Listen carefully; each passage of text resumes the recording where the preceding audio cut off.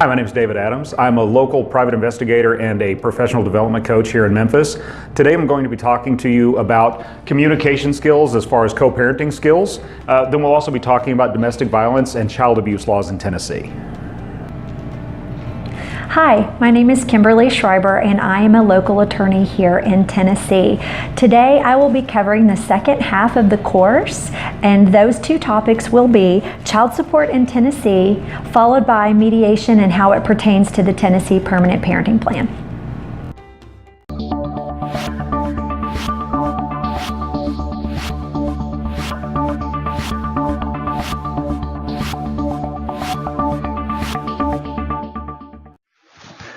Welcome to the Tennessee Parent Education class presented by Training Resolved. This 4-hour course fulfills requirements set forth by the state of Tennessee and individual counties for parents with minor children who are divorcing.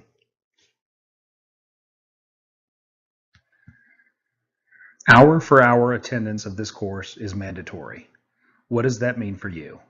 The course is 4 hours long and is broken down into several sections. In order to receive full credit for this course, you must participate in all 4 individual hours. The 4 sessions that will be covered in this class today are broken down as follows: co-parenting skills, domestic violence and abuse, child support in Tennessee, and mediation and the permanent parenting plan.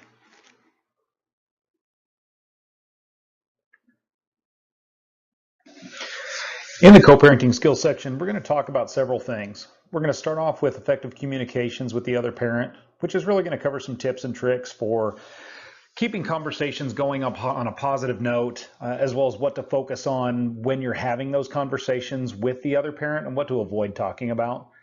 We will cover your parenting rights under Tennessee law, which you do have some very specific rights that are laid out for you. How to identify what's in the best interest of your child, and really how to focus in on that and make sure that all of your decisions, your actions are really focused on them. And we're going to talk a little bit about parental alienation as far as what not to do, how not to interfere with your child's relationship with their other parent. So as we get into effective communication, we're going to start out with some things that probably you won't look at and say, hey, why does this belong in this class? This doesn't help me communicate effectively with my child's other parent, but it's really important that we talk about them anyway. So to start off with, yes, this class is required for people that are getting divorced, but what if you're sitting in this class? What if you've been forced to take this and you don't necessarily want to get divorced? What options do you have? You have several. Even though a filing has taken place, it doesn't mean that you are forced to immediately cut off all conversation and all relationship with this other parent. You still have time until your final decree is signed to work on that relationship if that's something that you desire. You can obviously do nothing. You can sit back and just let it run its course. And if it does, then you're really just kind of at the whim of the entire process. The trial separation is something that most people do anyway. They start off by moving into separate households or, staying with friends and trying to work through some of their issues while they're not sitting on top of each other, moving out of an environment, trying to get the toxicity to kind of fall off so that they can have communications with each other. There's nothing wrong with that. You won't be penalized necessarily by the court for trying to put some space between the two of you to work on your problems. That being said, you can still, even though a filing has taken place, you can still go to marriage counseling. If you don't know where to turn to find a marriage counselor and you have some sort of health insurance provided by an employer, most employers that offer health insurance also offer what they call an EAP, an Employee Assistance Program. Look for your EAP's information. Call them. Tell them that you're in need of counseling. They will find you a counselor that works with your insurance plan and help you find the help that you need or the help that you want. If you don't trust a stranger, if you don't want to have to go to an actual therapist, to an actual counselor, and you're working or you attend a specific church and you feel more comfortable with someone that knows you and knows your faith background, then reach out and try and find someone within your church that offers a pastoral counseling, some sort of marriage counseling within that religious community. Most churches offer What marriage retreats, they offer some sort of counseling. Take advantage of it while you have that opportunity. Again, just because the filing has taken place doesn't mean that you're cut off and that you can't have any of these things occur.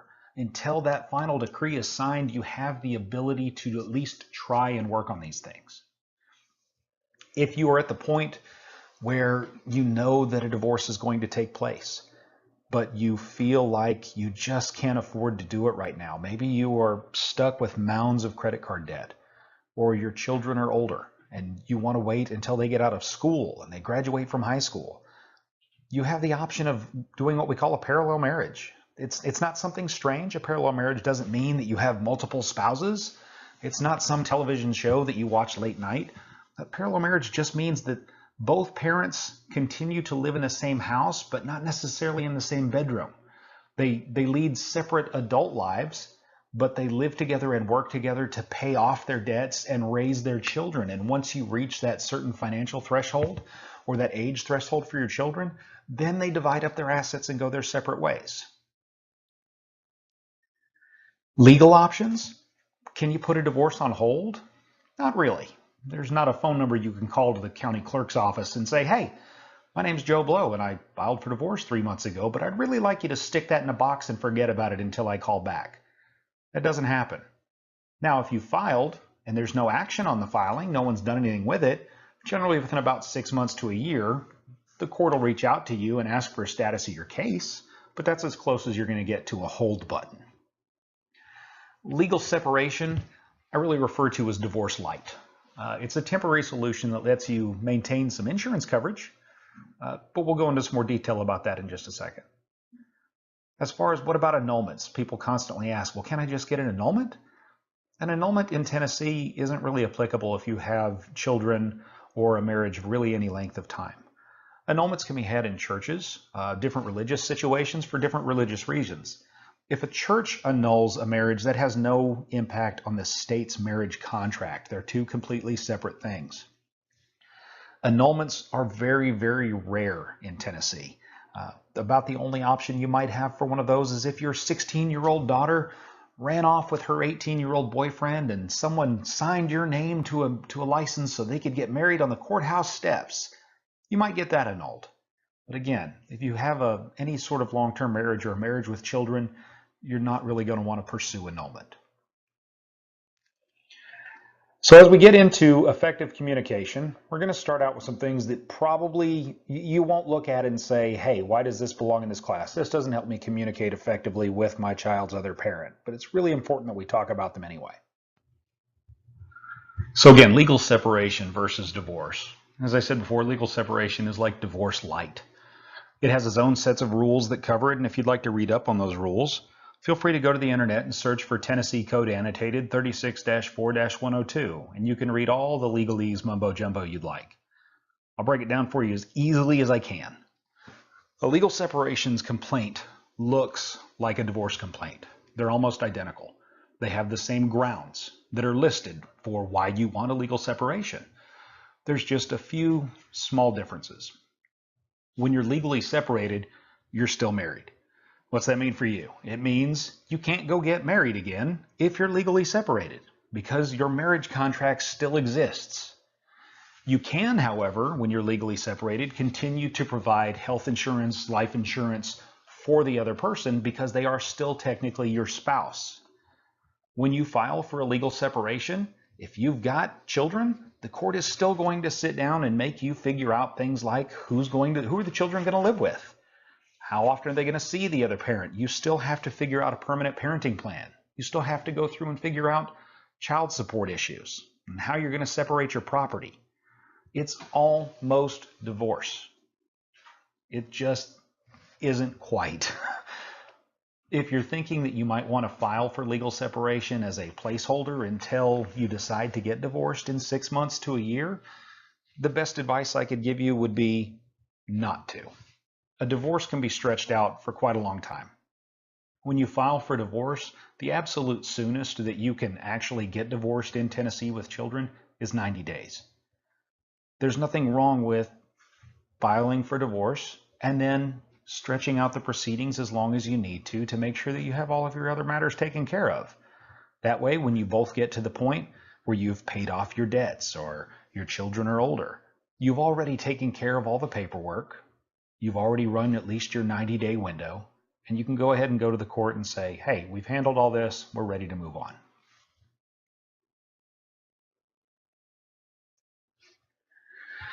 The most important part of this entire course is really around communication. Not just how you can communicate, but why we should be effectively communicating with the other parent. And it's true, when we look through at these things, children who have divorced parents who actually communicate with each other benefit. And they benefit for a lot of reasons. They feel more secure because when they are confident of the love of both parents, kids adjust more quickly and more easily to divorce and have better self-esteem. They benefit from consistency. Why? Because co-parenting fosters similar rules, similar discipline levels, and rewards between your households, so your children always know what to expect and in turn, what's expected of them. They better understand problem solving. Children who see their parents continuing to work together are more likely to learn how to effectively and peacefully solve problems for themselves. And they have a healthy example to follow. But just by cooperating with the other parent, you are establishing a life pattern for your child to carry into the future. And don't we all want our children to be more successful adults as they grow and to have better communication skills? As parents, we always want better for our children than we had. So if we've suffered through communication issues, through consistency issues, through problem-solving issues with other adults, this is the perfect time to teach our children valuable life lessons and make them more successful later on. It is completely normal when going through divorce to feel hurt or angry. The important thing to remember is that your feelings do not have to dictate your behavior. Instead, let's focus on what's best for your children, and that is you cooperating with the other parent and letting your children's best interest and not your feelings motivate your actions. What does that mean for you? It means you're going to have to get your feelings out somewhere else. Do not vent to your children. If you need to vent, vent to a friend. Vent to a therapist. Vent to your dog or your cat. Look at your dog and watch it smile at you. It will listen to you all day.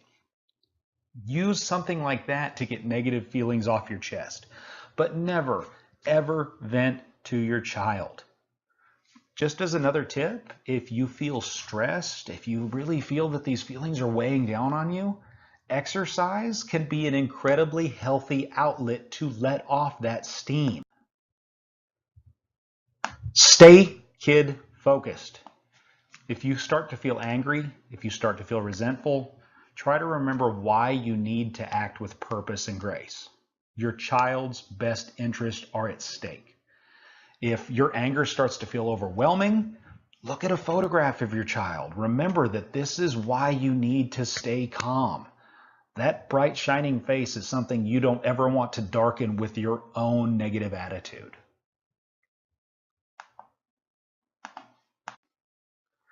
Pay attention to your body language. Body language is a way that we communicate all sorts of messages. Just making sure that you consciously push your shoulders down, that you're breathing deeply and evenly, that just standing erect can actually distract you from your anger and have a relaxing effect. When you sit down to have a conversation with the other parent, sit down and have that conversation. Don't stand up. Too often we have conversations where one person stands up because they feel like it helps them get their energy out, or pacing the room helps them think better. But when you stand up and have a conversation with someone who's sitting down, whether you intend to or not, you're lording over them. You're using your physical presence to push your agenda onto them. You are more intimidating. If you're 6 foot tall and the other parent is 5 feet tall, when you stand next to each other, one of you is always having to look up and one of you is always having to look down. But if you sit in a chair on opposite sides of a table, You're much closer to being even. You're eye level. You're both on the same plane.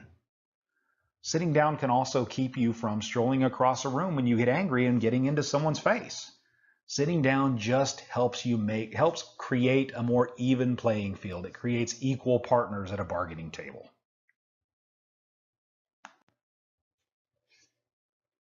You may never completely lose all your resentment or bitterness about your breakup. What you can do is compartmentalize those feelings and remind yourself that they're your issues. They're not your child's issues. Resolve to keep your issues with your ex away from your children. To that end, never use your children as messengers. When you put children in the middle of a conversation, when you have your child tell the other parent something for you, it puts your child in the center of your conflict. Your goal is to keep your child out of your relationship issues. If you need to send a message or you need to have a conversation with the other parent, text them, call them, email them.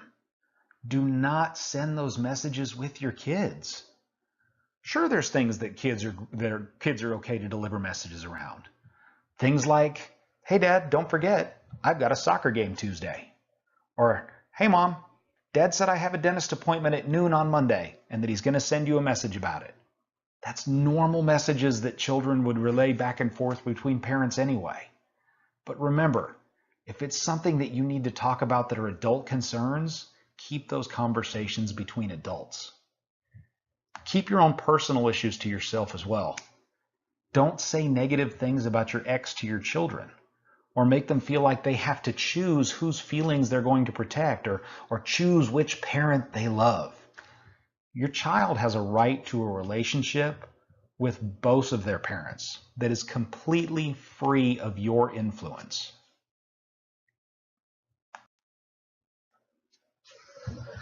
Communicating with the other parent starts with how you think about it, and it begins with your mindset.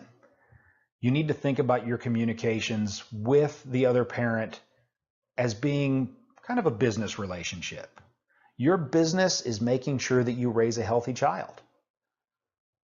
To that end, make sure that all your communications have a business-like tone. Approach your relationship where your business and your child's well-being is paramount. Speak to or write to your ex like you would with a business colleague. Be cordial, be respectful, and be neutral. Relax, talk slowly. Just communicate the important issues, the things that are important to your child right now. Make more requests than you make demands. Instead of making statements that get misinterpreted as demands, try just reframing what you say as much as you can into a request. What's the difference between a demand and a request? You make demands of people, or we make demands of people all the time, even when we don't mean to. We have things that come up that have to happen, and we look at another person and we say, hey, we just need to do this, or you need to take care of that. But that doesn't start a conversation well. It doesn't do anything to make a conversation flow. Instead, change it up. Turn it into something like, would you be willing to try this? Or can we focus on that? An excellent example. Let's say that you have to work late tonight, but tonight's your night to pick up your son from baseball practice. You're going to be stuck at work until 7, or you're going to be stuck on this 4-hour parenting course. It's easy to call the other parent and let them know, hey, I'm going to be late. I know I'm supposed to pick him up from baseball practice, but I'm stuck at work. I'm stuck in this class. You're going to have to pick him up, and I'll just pick him up from your house afterward. It's probably true. You're stuck. You're not going to be able to just leave and go do what you need to do. But think about how that conversation can be interpreted. If someone made that demand of you, how willing are you to just accept it, smile, and move on?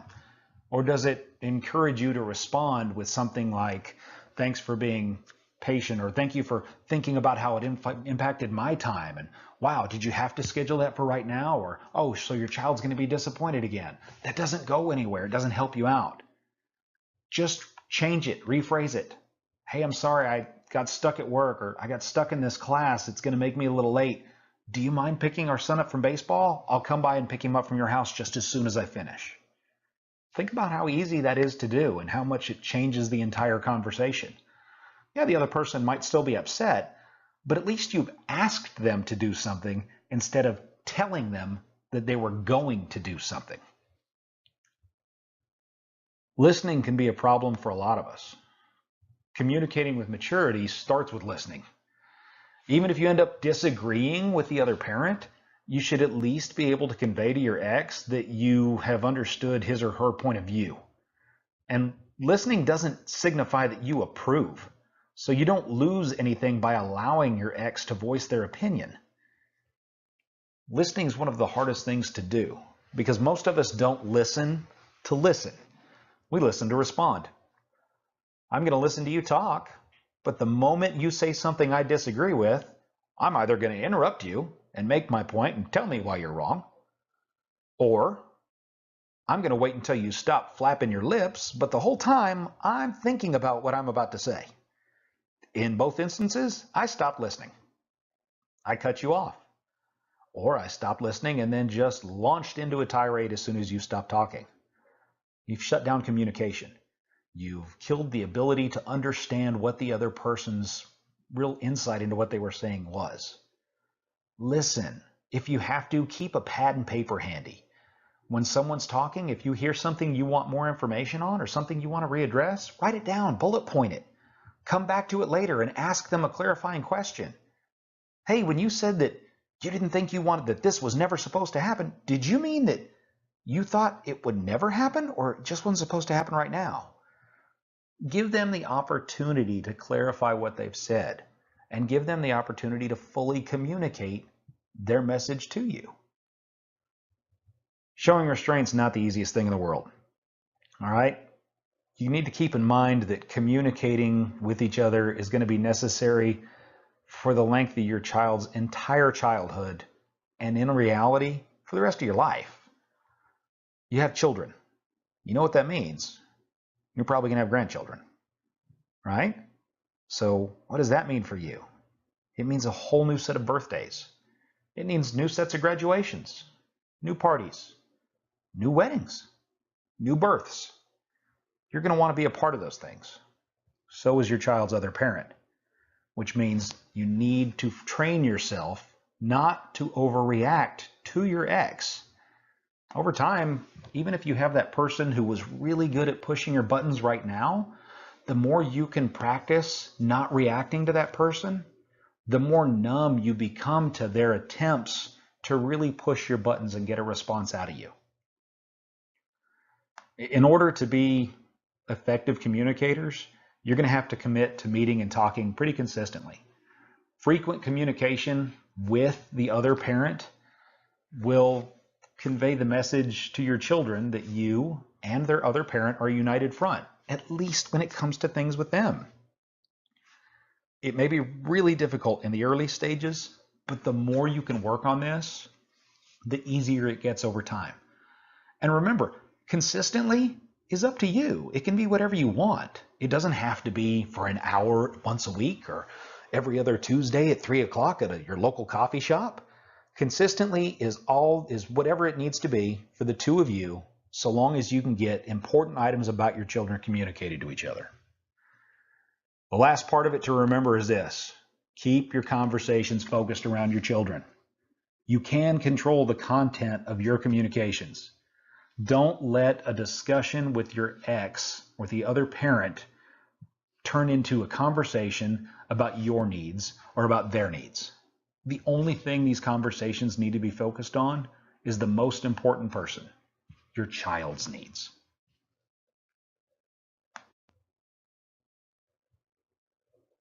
So what about when you need to have conversations with someone that you don't trust, or someone that doesn't trust you, or someone that you just have a lot of disagreements with? Well, as you already know, parenting's full of those kind of decisions. It's full of all sorts of conversations. So there's a couple of ways that you can rebuild trust in a conversation or rebuild trust in several conversations that are pretty simple to do if you really want to try them. You can start off by asking their opinion about something. And I don't mean asking their opinion about the latest movie that's come out, whether or not they think the new Star Wars films are as great as the old Star Wars films. I'm talking about a really simple technique that can actually help you jumpstart positive communications. Take something that you don't feel strongly about, that you have to talk about because it's important to your child's well-being, and ask for the other parent's input. You're showing them that you actually value what they have to say. Don't feel like you have to make every decision. Let them make one or two. Again, if it's not important to your child's well-being, it's not something that's going to alter your child's outcome, let them make a decision. It takes some stress off of you at the same time. Apologize for something if you can, when you're truly sorry about something, and only when you're actually sorry about something. Take the time to apologize, sincerely apologize, even if it's something that happened a long time ago. An apology can be a really powerful way to move your relationship away from being adversaries. And it can be about things that weren't necessarily huge items in your previous relationship. Maybe you're that person who has to drive around the parking lot at the mall to find the closest parking space to the door. And the other parent was the person who would rather park all the way at the back and walk for 10 minutes to get there because they just can't stand being in the car. How often did you have that conversation in the car where one of you just wanted to get out now and argued about, why do you have to drive around doing this? This is ridiculous. We're wasting time. Have you ever walked through a parking lot and seen two people arguing about that and watched how they raise their voices and yell at each other? Think about it. The next time you're going into a conversation and you're anticipating that it may be a difficult conversation, or you're thinking, wow, this person's getting ready to come at me with all the venom in the world, how much would it rock you back on your heels if they started out by telling you, you know, I was walking into the store the other day and I watched two people walking through the parking lot arguing about a parking space. And I thought, man, I remember when I used to do that. And then I thought, man, I hope I didn't do it like that. I really hope I wasn't the person who would yell and scream about something as silly as a parking space. And if I was, I'm going to tell you right now, I'm sorry, because that was crazy. I hope I was never that person, and if I was, I just apologize for being that person. It changes the entire conversation. Someone just went from bracing themselves for just an onslaught of hate to accepting an apology right off the bat. It's a great way to move forward. Lastly, I'd just say chill out. If your child is doing something special with their other parent and it ends up cutting into your parenting time by half an hour or by an hour, then just try to be gracious and let it be. Remember, we're talking about what's in the best interest of your child. And when you show some flexibility to the other parent, they're more likely to be flexible with you. Think about it from the aspect of a 5-year rule. If it's something that doesn't negatively impact your children, and it won't matter 5 years from now, no one's even going to recall what was said or what was done, don't bring it up. Just let it be. If you can honestly stop and think about something like that and say, wow, this isn't going to dictate whether or not my child ends up in college or in prison. I'm just arguing about whether or not I think they should have neon green shoes with pink polka dots because I don't like them. Does it matter? Is anybody going to remember that you died on that sword in 5 years? Are you going to remember it? Is it worth the stress? Is it worth the stress for you or your child? Just let it go.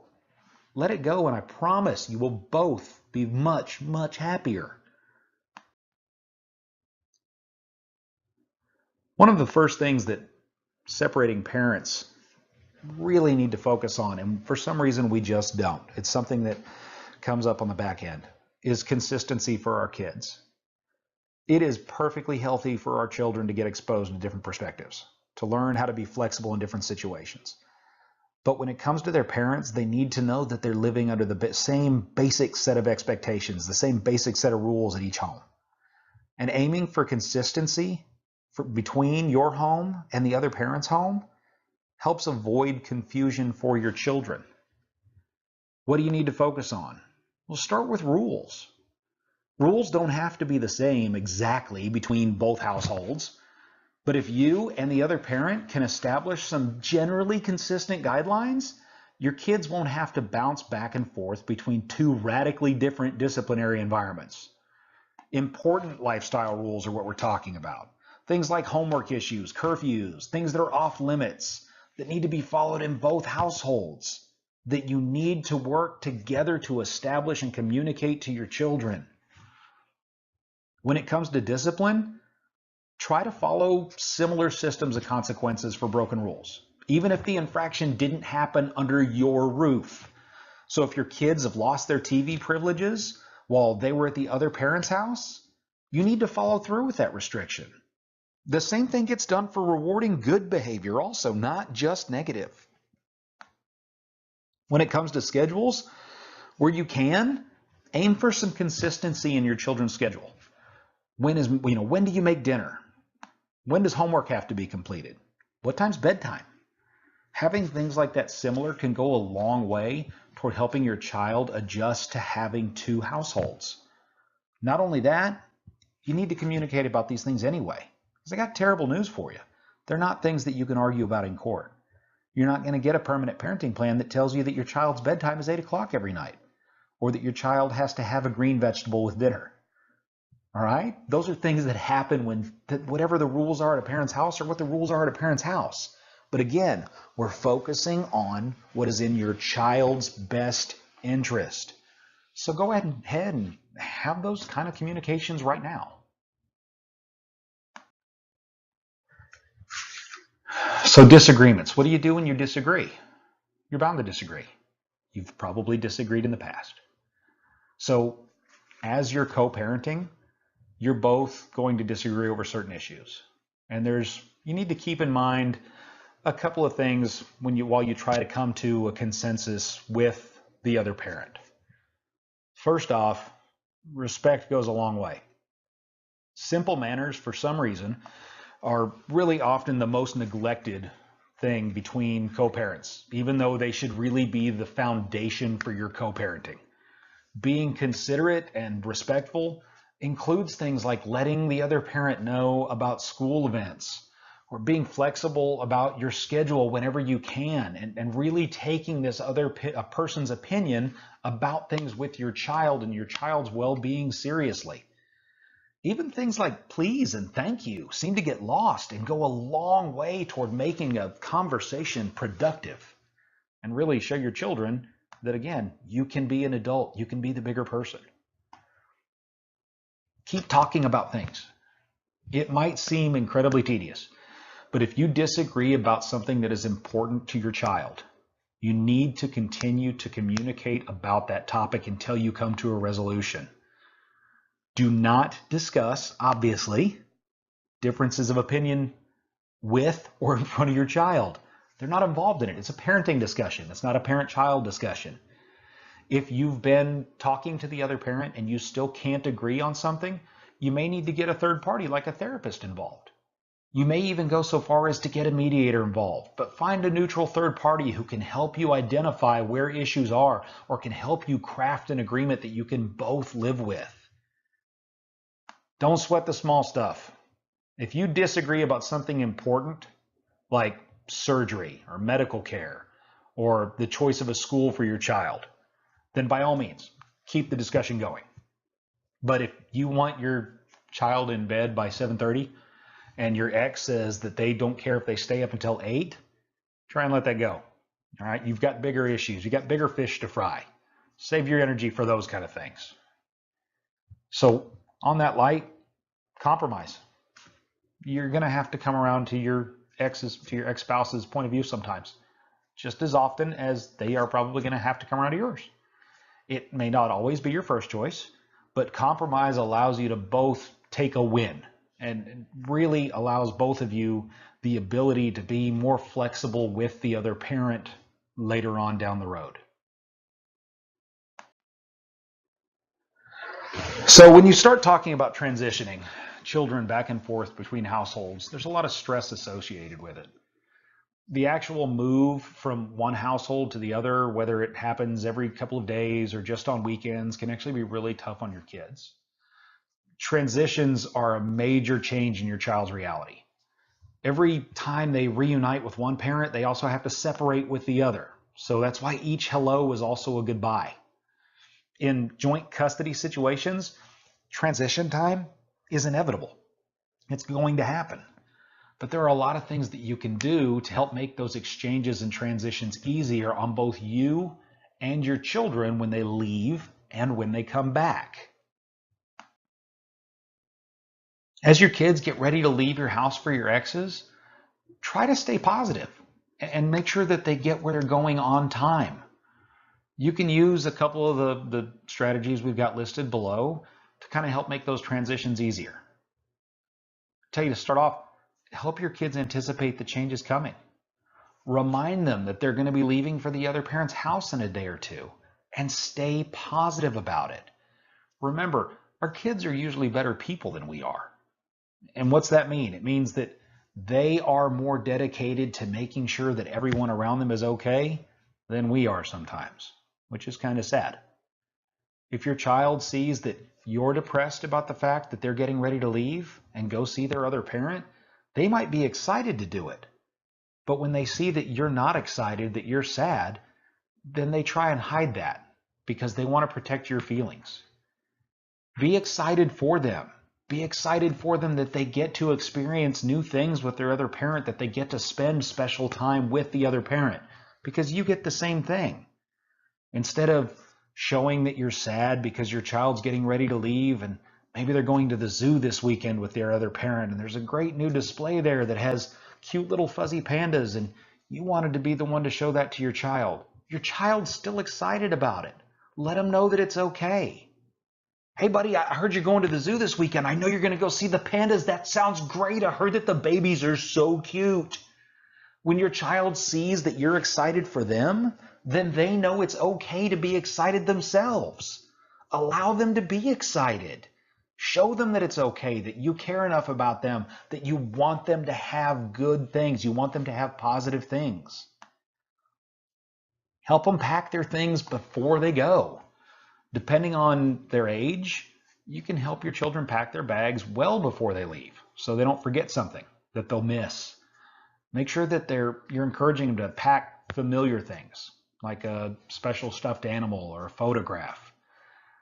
Double up on some things.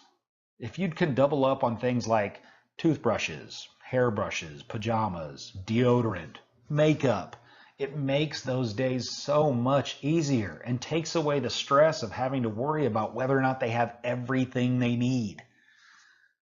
It can actually help you in the long run too, because then you're not worried about having to take extra time to help them pack. Sometimes smaller kids like things like toys. If they have electronics, make sure they know where their chargers are. Make sure they know where their cords are, their headphones are, because Lord knows, no one likes riding in the car having to listening to a child's electronics beep, boop, beep, boop, beep, boop as you're driving down the road. Help save the other parent's sanity too. When you get to your switch day, it's a good idea to avoid taking your child from the other parent so that you don't risk interrupting some kind of special moment. Maybe you should try dropping off your child instead. Or you can pick up your child if you need to minimize some kind of interruption, or if you're going to be early or if you're going to be late. The important thing is to make sure that you're communicating with the other parent so that you know what's going on. If you're picking your child up and you're going to arrive early, let the other parent know. What if you interrupt something that's going on? What if you walked in while the other parent was actually engaged in a really important conversation with your child? Or what if you're going to be late? And now your child is sitting, waiting, wondering, wow, is mom ever going to get here? Is dad ever going to get here? It's where communicating with the other parent can actually help you save your child some stress. When we talk about bird nesting is an interesting situation. It's rare that people can do it successfully, but if you can do this, consider it. Remember, we're focused on what's in the best interest of your child. Bird nesting is when your children don't have to leave their home. The parents do. So the children stay in the home and the parents leave and only come back when it's their time to be with the kids. So if it's mom's week to be with your children, dad moves out, mom moves in. Your child stays in their bedroom. They never have to pack. They never have to get up earlier to drive across town to get to school on time. They don't have to worry about catching a different bus to get home at the end of the day, or being in a neighborhood where their friends don't live. Those are stresses that mom and dad take on. And then when it's dad's time again, dad shows up and mom leaves. Yeah, I know what you're thinking. There's no way that could possibly work. Who can afford to do that? If you've got friends and you have a family situation in the town that you live that allows you to do something like that, and again, you've got a level of trust that you can do that, if it's better for your children, why wouldn't you at least consider doing it? When your child returns back to your home, the beginning of that return can actually be something that's kind of awkward for your children. It can be a stressful situation for your children. There are some things that you can do to try and help them adjust. So when they first get back to the house, when they first return to your home, just keep it low key. Try to have some downtime. Maybe you just read a book. You do some kind of activity together. The big thing is don't pump them for information. No one likes to walk into their house and feel like they're being interrogated as soon as they walk in the door. Give them the ability to come in and just relax, to kind of breathe in their space, to be back at home, to see the things that are theirs, to take accounting of all the things that they went and did, and then figure out how they want to react in the house that they're in right now. Give them some space.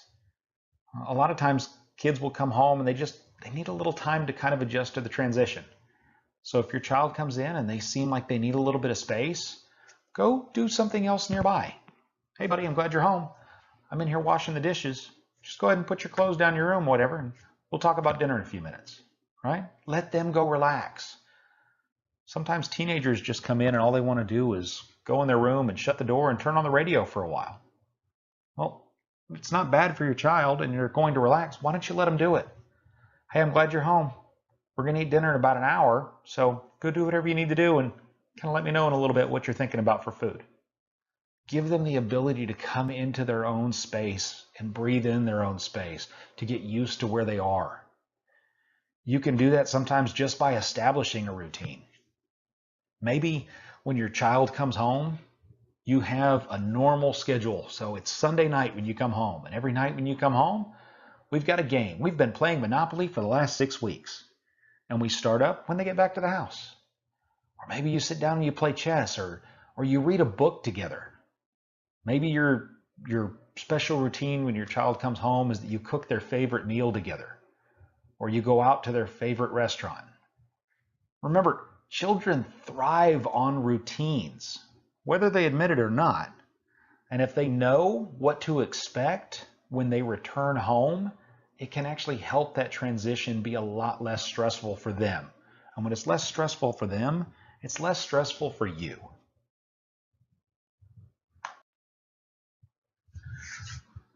Sometimes when we're transitioning back and forth between households, you'll get into a situation where kids refuse to leave one household to go spend time with the other parent. It can be difficult, but you need to know that it's actually fairly common in joint custody situations. This is where communication with the other parent is going to be a very, very big deal. It's something that you have got to make sure that you have open lines of communication with your co-parent so that you can solve these issues as quickly as possible. The first thing you need to do is find the cause. It may be something that's really easy to resolve, like paying more attention to your children, or making a change in the way that you talk to your children, making a change in your discipline style, or having more toys or some other sort of entertainment for your child when they're with you. Or it might be some kind of emotional reason, like a conflict with their friends, or just really a misunderstanding between you and your child.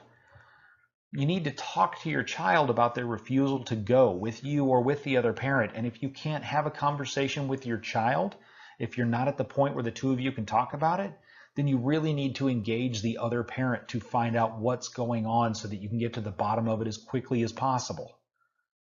You might have to just go with it. Whether you have figured out the reason for the refusal or not, try and give your children some space and the time that they obviously need. It may have absolutely nothing to do with you, And as a positive, remember that most of these visitation refusal issues, they're temporary. There's something small that has popped up. It may be something that your teenager doesn't want to go with you because they're afraid if they do, they're going to miss the opportunity to go to a football game that's in their neighborhood with their friends, or go to a birthday party that's happening the next morning. But if you can't talk to your child and you can't get that information from the other parent, you're not going to know that, and you're going to take on personal heartache that you may not necessarily need. Just make sure you're talking to the other parent. Sometimes a heart-to-heart with your ex about the refusal can be really challenging, and it can be emotional, but it can help you figure out what the problem is. Just try to be understanding. Try to be sensitive to the other parent when you discuss these subjects, because they're incredibly touchy. If you get into this and you find that there's some other issue that's popped up and you just cannot figure it out, there's something is in the way, ultimately you may have to go back and refer to your permanent parenting plan. Your permanent parenting plan is that contract. It's the contract that the court has set up for you that says this is when you will spend time with your child. This is when your child will spend time with the other parent. And it's important that your children get to spend time with you. It's important that they spend time with the other parent. They need that, whether or not they realize it. If you get into a situation where your child refuses to come with you, refuses to visit, you may ultimately have to go back and just say, hey, visiting with my child and a relationship with my child is my right. And this is what the court has said is going to happen. So this is what we need to do. May not jump to that point right off the bat. Try the communication route first. But if all else fails, remember, refer to your permanent parenting plan.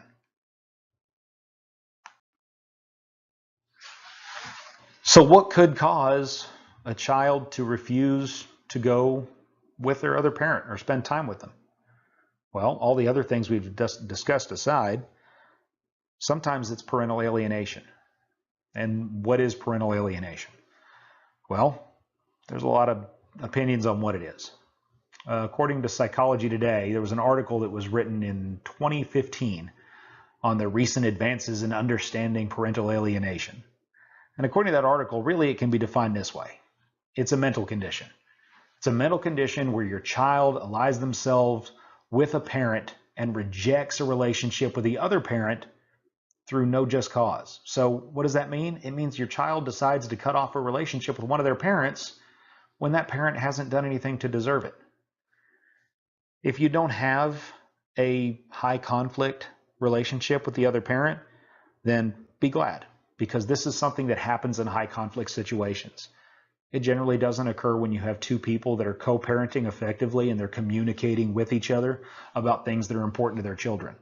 This isn't a lack of communication kind of situation. Usually it results from children that have high stress, that are involved in high stress situations. This kind of behavior can actually constitute psychological abuse when your child is manipulated and when they can be influenced to participate in depriving themselves of a relationship, of the love, the nurture, and the nurturing and the involvement of the other parent. It's something that's absolutely terrible for your child. You have to remember, your child deserves to have a relationship with both of their parents. Your son needs to have the love and involvement of his mother as much as he needs to have it from his father. Your daughter needs the love and involvement of their father as much as they need it from their mother. Remember that business relationship thing I was talking about earlier? Don't let your business suffer because of your personal opinions. Parental alienation is really when a parent uses a child as a weapon against another parent. You hurt me, you love your child. I know how to hurt you. I'll make your child hate you. Think about that. Do you really want to be that person? Do you want your child to grow up in a situation where they just hate someone for no reason? Someone that's never done anything to them? It's ridiculous. It's terrible. It's terrible for your children. There was a survey taken at the Association of Family and Consolation Courts annual conference in 2014 that reported a 98% agreement in support of the basic tenet of parental alienation. that children can be manipulated by one parent to reject the other parent who does not deserve to be rejected. Parental alienation is wrong. It's abuse. It hurts your child. It may make you feel better, but it destroys something your child needs, and that's the love of both their parents.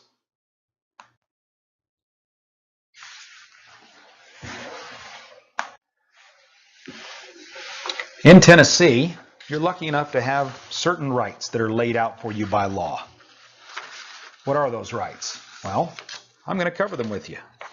If you ever want to know what your parenting rights are exactly, you can always find these by visiting the website below. If you go to tncourts.gov, on the left-hand side, you'll see a column that says Programs.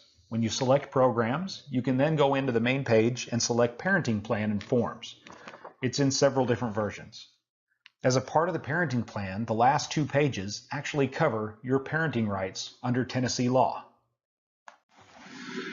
All right, so what are your parenting rights under Tennessee law? Well, we're lucky. In Tennessee in 2014, we actually had a parenting bill of rights that was handed down to us that outlines some things that both parents are entitled to. If you'd like to look them up, it's right here, Tennessee Code Annotated 36-6-101. If you remember on the previous slide, I had a website listed. Well, if you go there and you download the permanent parenting plan, skip to the last 2 pages. The last 2 pages are your parenting rights under Tennessee law. We're going to run through all 9 of them. The first one, phone calls. Both parents, again, both parents have the right to unimpeded telephone conversations with their child at least twice a week for reasonable times and reasonable durations. Unimpeded. Okay, that means that you get to talk to your child without somebody else breathing into the phone or relaying messages, listening on the other end of the receiver or screaming into the phone and saying, that's not right, you're wrong, they're not telling you the truth. You just get to talk to your child, you and your child. Sending and receiving mail. You've got the right to send mail to your child when they're with the other parent. And the other parent can't open it, they can't destroy it, they can't censor it, they can't deface it. They have to deliver any letters, any packages, any other material that's sent to your child by you as soon as it's received. And they can't interfere with the delivery in any way unless there's some sort of court order in place or some other law that's preventing you from doing so.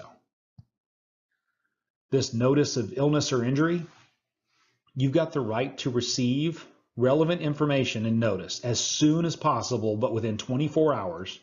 If your child has been hospitalized, they've got a major illness, a major injury, or God forbid, there's the death of a child. Whoever has the child, whoever's exercising their parenting time when that kind of event occurs, has to notify the other parent of the event and provide to them all the healthcare provider's information. That means contact information, who's been treating your child. Educational records. You have the right to educational records that pertain to your child. And when I say educational records, I mean all sorts of things. You've got the right to have copies of your child's report card directly from the school. You have the right to reach out to the school and see copies of your child's attendance records, see their class schedules, who their teachers are, their current grades. All of those things are provided to both parents normally, so you have a right to get them directly from the school. Whoever enrolls the child in school should be providing to the other parent every academic year all the contact information for the school. What school does your child go to? What's the phone number for the office? What's your child's teacher's name? What's the email address for their guidance counselor? All these things that are important to your child, they're important to their education. What if your child's being homeschooled? Well, if you're enrolling your child in a homeschool, then you also have to provide to the other parent all the information about whatever the homeschooling entity is that you're using. That includes usernames and passwords, so the other parent can log into their little online portals and they can see what their grades are. They can see what the upcoming assignments are and what your child needs to be studying. All those things, again, are things that are normally made available to parents. If you want copies of all those records, You may have to provide your mailing address to the school or to that homeschooling entity, and they may tell you that you have to pay a reasonable cost for the duplication of the records, and that's fine, but you still have a right to get all of them. The same thing goes for medical records. Unless there's something else that's provided by law, some other court order in place, parents have the right to receive copies of their child's medical, health, and other treatment records directly from the treating physician or from the healthcare provider. So upon request from one parent, the parent who is arranged for treatment or healthcare has to provide to the other parent the name, address, telephone number, and any other contact information of the physician or the healthcare provider. Whoever the keeper of the records is may require a written request that includes a current mailing address and may require payment of reasonable cost for duplicating the records. But no one who receives the mailing address of a requesting parent as a result of this requirement of this law can provide that address to the other parent or to a third person. So your information is protected. What's that mean for you? It means if your child spends time with the other parent and the other parent says they were sick and they took them to be seen at the Walgreens clinic, you can go to the Walgreens clinic and tell them, this is my child. I want copies of all the treatment records. And they have to provide them directly to you. You don't have to go through the other parent to get those records. Again, they may tell you that it has to be a written request and they'll mail them to you, but you do have the right to get that information. Derogatory remarks. Remember when we talked about parental alienation? Well, this feeds directly into it. I'm going to read this one verbatim. Number 6, the right to be free of unwarranted derogatory remarks made about such parent or such parent's family by the other parent to or in the presence of the child. That's right. You can't talk about the other parent negatively in front of your child. Would you really want to? I mean, what point would it serve? Other than trying to make yourself look better, I guess? But really you're harming the relationship with your child and the other parent. I'm sure you would rather they not speak negatively about you or your family to your child. So it's kind of nice that this one's been put in there.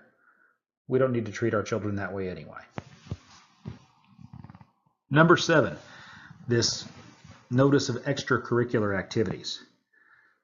Both parents have the right to 48 hours notice, at least, whenever possible, for extracurricular activities. What's that mean? I'm talking about extracurricular activities at school, like sporting events or plays, church activities, really anything where parental participation or observation would be normal. And both parents need to have the opportunity to participate in them or to come watch.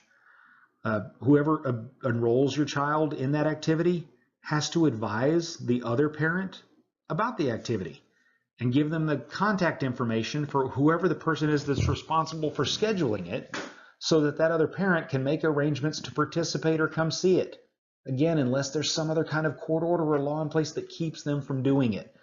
So if there's a teen parent that schedules everything and the other parent wants to be able to sign up to be the person that brings up Gatorade after the football game, you need to provide that teen parent's name so they have that ability.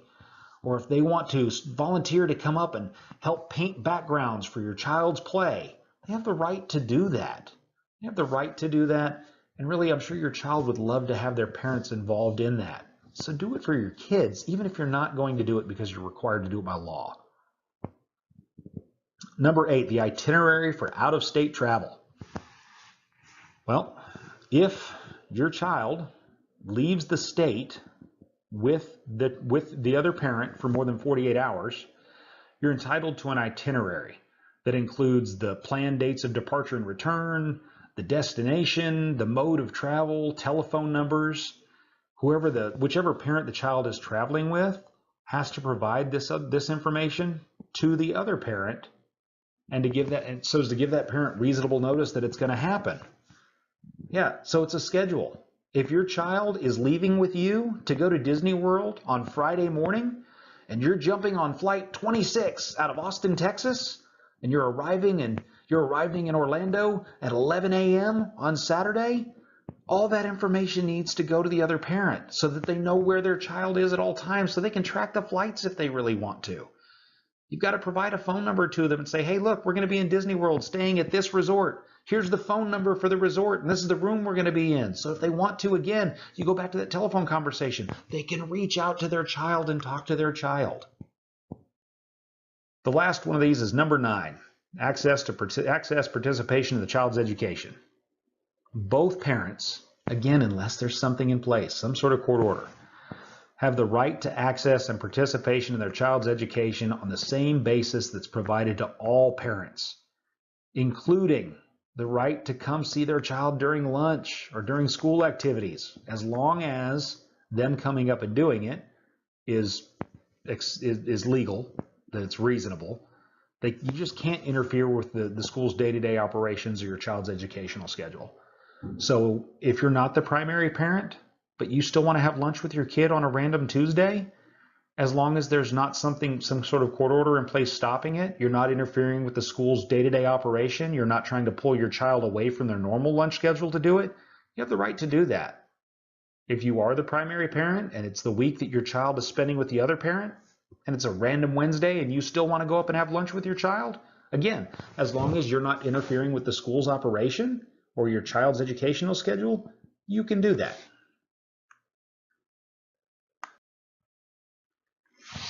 The other half of those parenting rights has to do with this parental relocation statute. It has its own Tennessee code annotated, so it's TCA 36-6-108. And what does it do? Well, as it says, it requires that notice be given if a parent intends to move more than 50 miles away from the other parent or across state lines.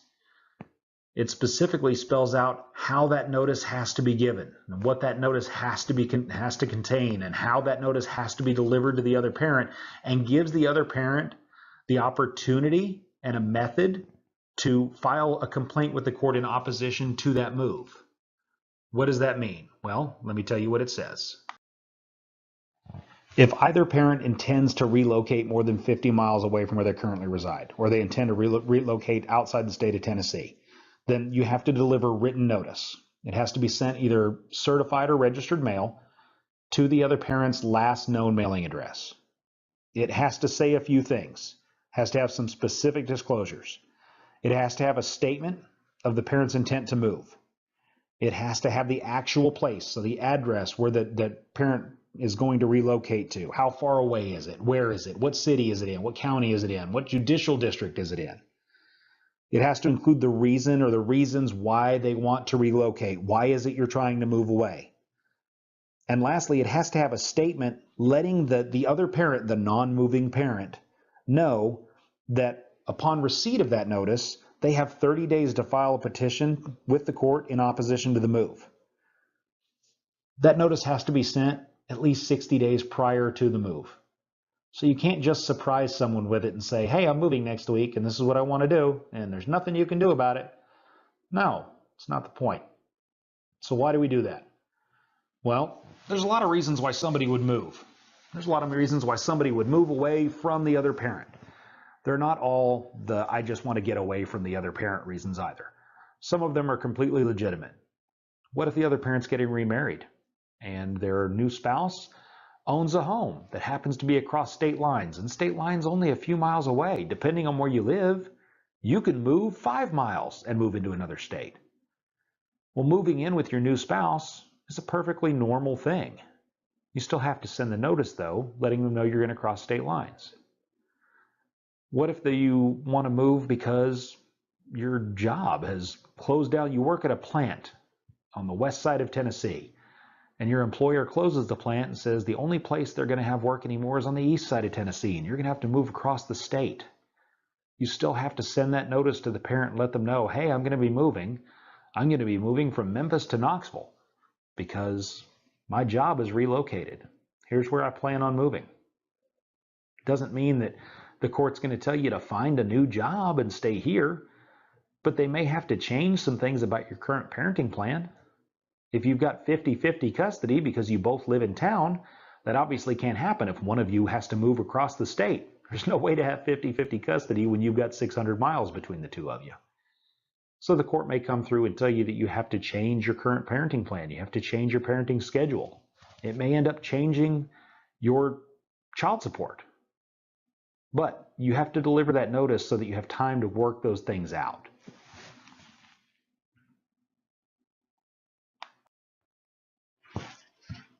So let's talk about what's in the best interest of your child. This is a fairly simple concept. Unfortunately, it's a concept that most of us fail to grasp.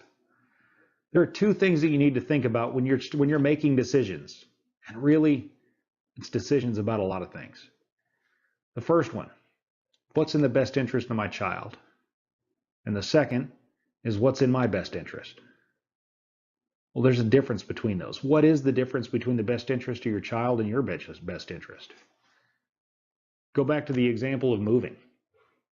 What if you were offered a new job tomorrow that was 300 miles away from where you live currently, but it doubled your salary, gave you great benefits? Is it in your best interest to take that job? Probably is. But if you live in town, if you live in the same city right now where your child's other parent lives, and they've got family here, and they're able to see the two of you on a very regular basis, is it necessarily going to be in your child's best interest for you to move that far away? It might not be. You might make the argument that, but if I make more money, that's better for my kid. Well, that could be true. Money's not necessarily everything. If your child is seeing both their parents constantly and they're able to spend time with their extended family, isn't that a good thing for them? If you move away, one of two things is going to happen. Your child's either going to go with you, and when they do, that means they're going to see their other parent less, and they're going to see their extended family less, which isn't necessarily a good thing for them. Or they're going to stay with the other parent and stay around their family. It means they'll see you less, which again, isn't necessarily in their best interest. So why does it matter that we bring that up? Because that's one of those difficult things that we have to think about when we're thinking about our children. Remember the whole thing about our kids are the whole reason that we're doing everything we're doing? Well, that's a tough situation. It's a tough thing to think about.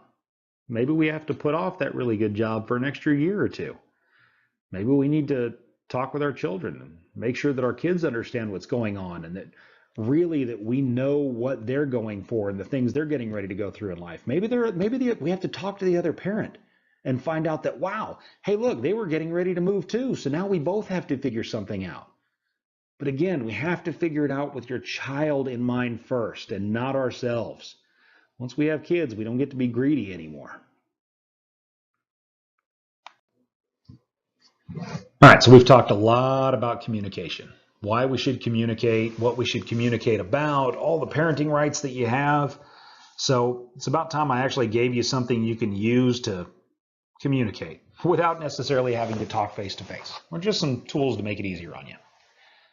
I've got a couple of websites listed here. I've got a couple tools on the next page. I don't have any financial interest in any of them. No one's paid me to advertise them. I'll be honest with you, the companies I'm telling about don't even know that I'm doing it. These are just things that we've been exposed to over the years that we've found work really, really well.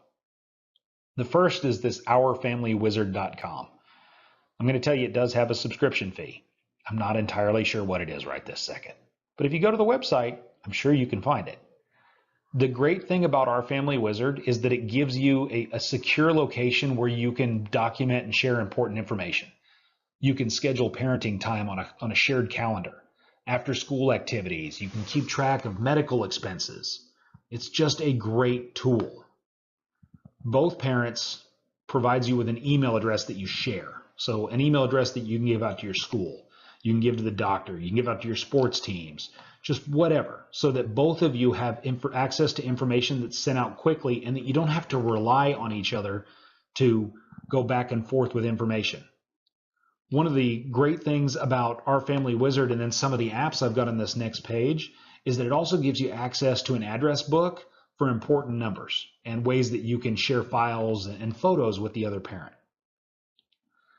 What if you're not computer savvy? What if you're the person who doesn't really like to use a computer, but you use a smartphone, right? You've got a tablet. You're all about being mobile. Well, there's some great apps for that.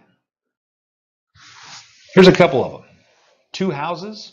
Two Houses is actually designed for situations like this. It's designed for things when kids have to go back and forth between places.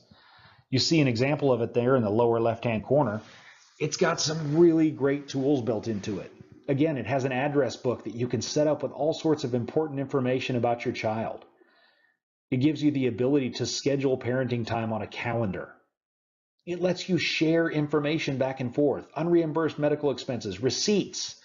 Hey, I had to buy my child new shoes, and according to my parenting plan, we're supposed to share those costs. So I can upload the receipt to this, and the other parent gets access to it and knows, hey, I need to reimburse them for something.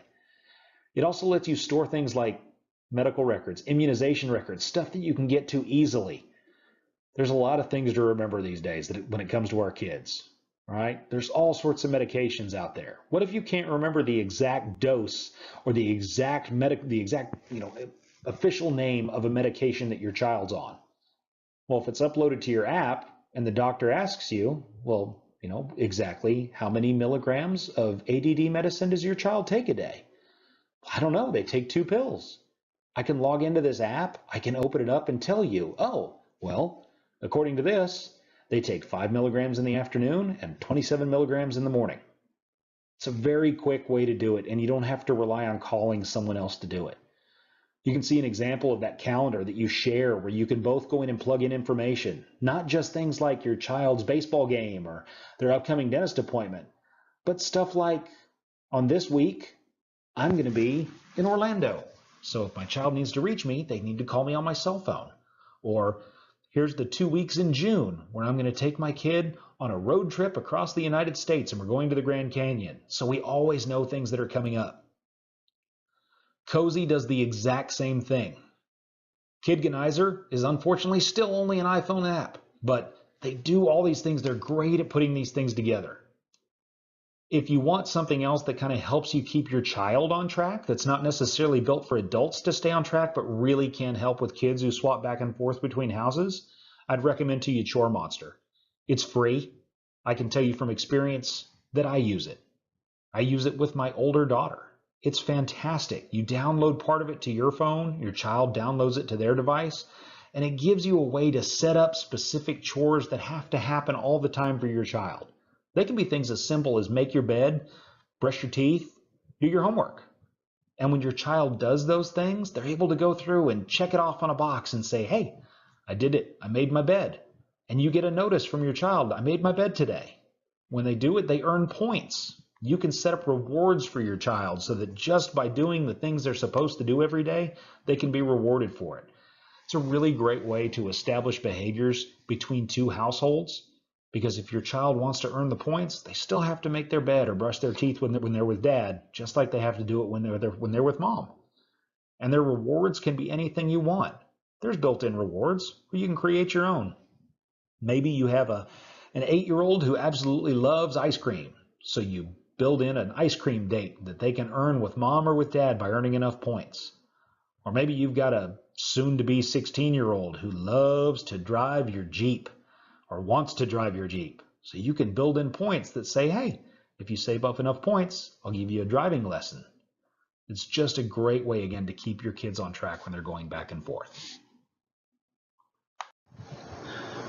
For the second session of this class, we're going to be talking about domestic violence and child abuse. It's probably the most difficult thing to have to talk about. It's an ugly, ugly thing to bring up.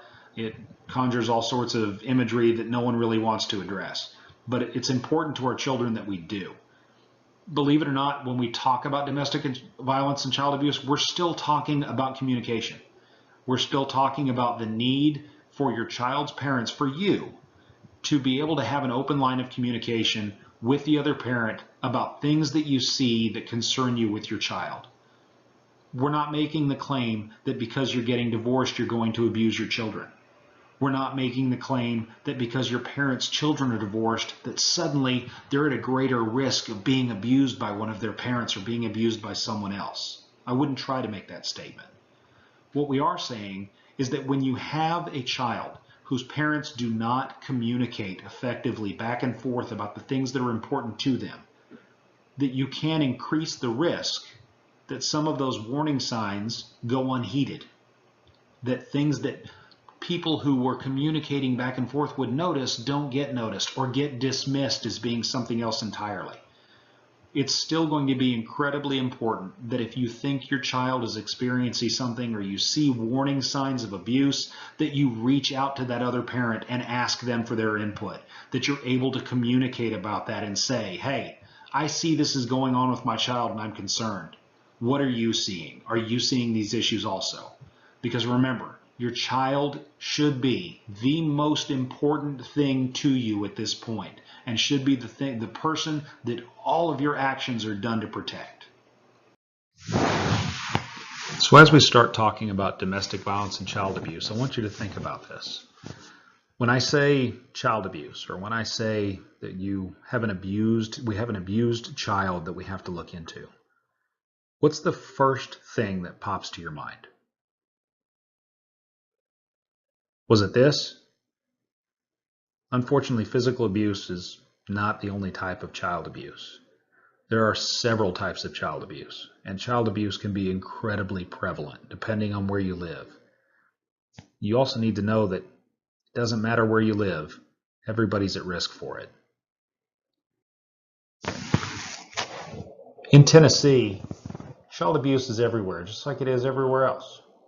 Unfortunately, depending on where you live, there may be more cases of it than you think. According to a fairly recent survey in Shelby County and Davidson County, the two worst areas in Tennessee for this, if you look at this graph, you'll see that per 1,000 people, that we average nearly 1,500 cases of child abuse.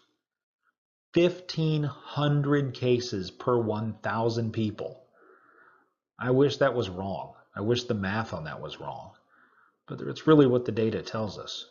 What's that mean? It means that for every child that doesn't have a case of child abuse, you've got another that has 3 or 4.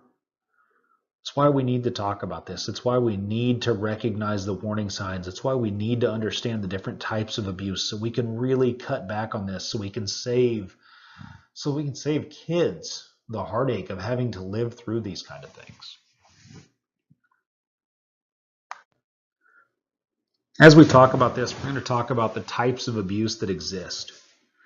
We're also going to talk about the cycles of abuse. There's different types of cycles of abuse, and we're going to cover both of them.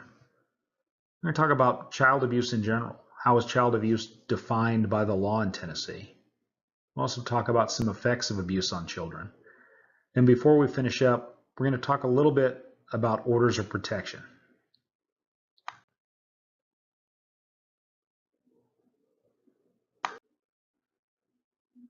So what are the types of abuse? There's 4 we're going to discuss. Physical abuse, one of the most prevalent, or at least one of the ones that people discuss the most and are most used to seeing. Emotional abuse, sexual abuse, and lastly, we'll talk about financial abuse. So abuse in Tennessee has its own Tennessee Code annotated. It has its own definition under the law. And according to the TCA 37-1-102, abuse exists when a person under the age of 18 is suffering from, has sustained, or may be in immediate danger of suffering from or sustaining a wound, injury, disability, or a physical or mental condition caused by brutality, neglect, or the other actions or inactions of a parent, relative, guardian, or caregiver. Look at that again. Actions or inactions. What does that mean? It means that if you suspect child abuse and you don't do anything to help your child or to help a child through it, to prevent it, that you're really just as guilty of it as the abuser is. Why? Because if you're not part of the solution, you are part of the problem. Some statistics from the U.S. Department of Health and Human Services really tell us some scary things. 80% of child fatalities in the United States involve the parents. Child fatalities aren't caused, for the most part, by strangers. They're caused by people that your child knows, people that your child trusts more than anyone in the world, their mom and their dad. It doesn't matter where you grow up. It doesn't matter what color your skin is. It doesn't matter how old you are or how much money you have, whether you're a boy or a girl, whether or not you live in the nicest neighborhood in Nashville or the poorest neighborhood in Memphis, all of our kids are at risk for physical abuse.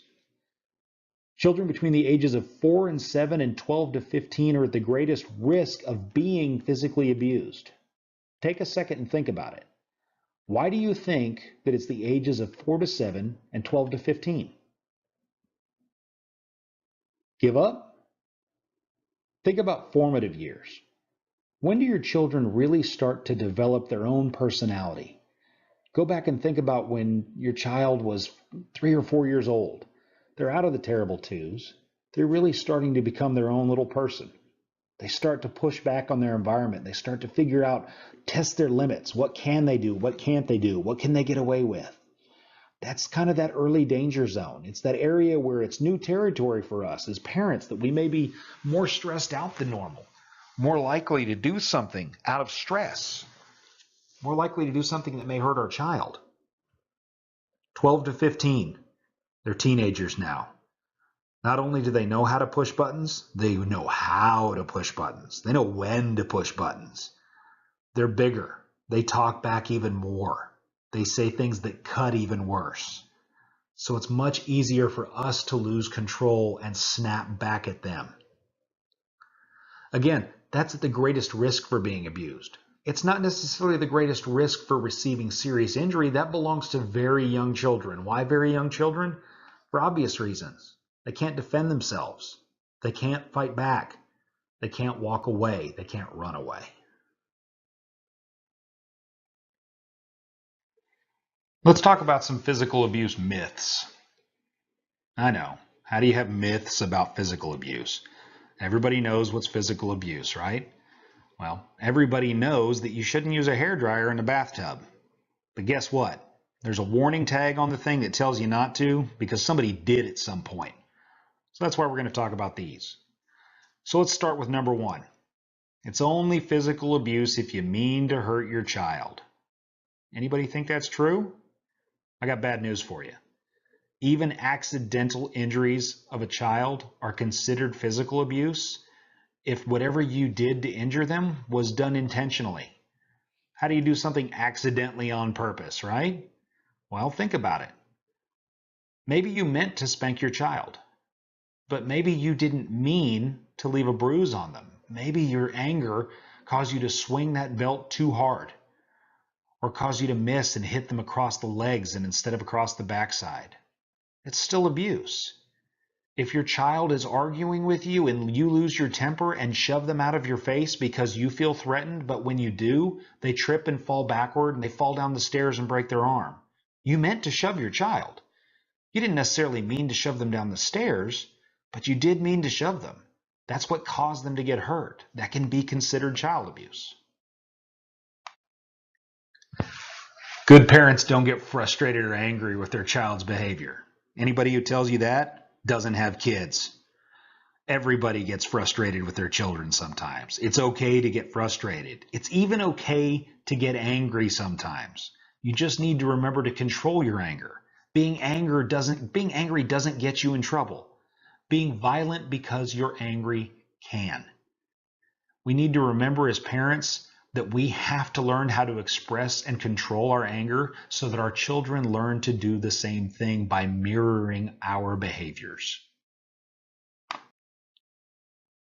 Number 3, physical punishment helps control your child's behavior. I know. Somebody's going to argue with me about this. There's nothing wrong with spanking my child. I got spanked, and it taught me respect. It taught me how to behave. Anybody didn't just say that? Most of you probably did. I know. I had the same feelings about it. But let's really stop and think about what we're talking about. If you're talking about excessive punishment, excessive physical punishment, you're not in control. You're not teaching your child anything but fear. Physical punishment doesn't actually teach you how to make good decisions. It doesn't teach you how to look at something and decide whether or not it was right or wrong or weigh the outcome of it. It doesn't teach a child how to look at something and realize that, wow, I thought playing with matches and who knows, a can of WD-40 was fun, or a can of hairspray was fun to make a blowtorch. I didn't realize that by doing so, I risked having the can explode and burning myself or hurting myself or even possibly killing myself. Spanking them doesn't teach them to look at it that way. Only sitting down and explaining their actions and explaining what could have happened to them does that. Excessive physical punishment can make your children submissive. It can make them afraid of us. Or it can do the opposite. It can make them aggressive and make them lash out and be angry in turn. It just teaches them that when you get angry, you hit people. And when children grow up learning that when you're angry, you hit people, they enter into a cycle of violence and into a cycle of abuse. If you've ever heard that children who are abused as children, or that adults who are abused as children, are more likely to become abusers, there's a reason for it.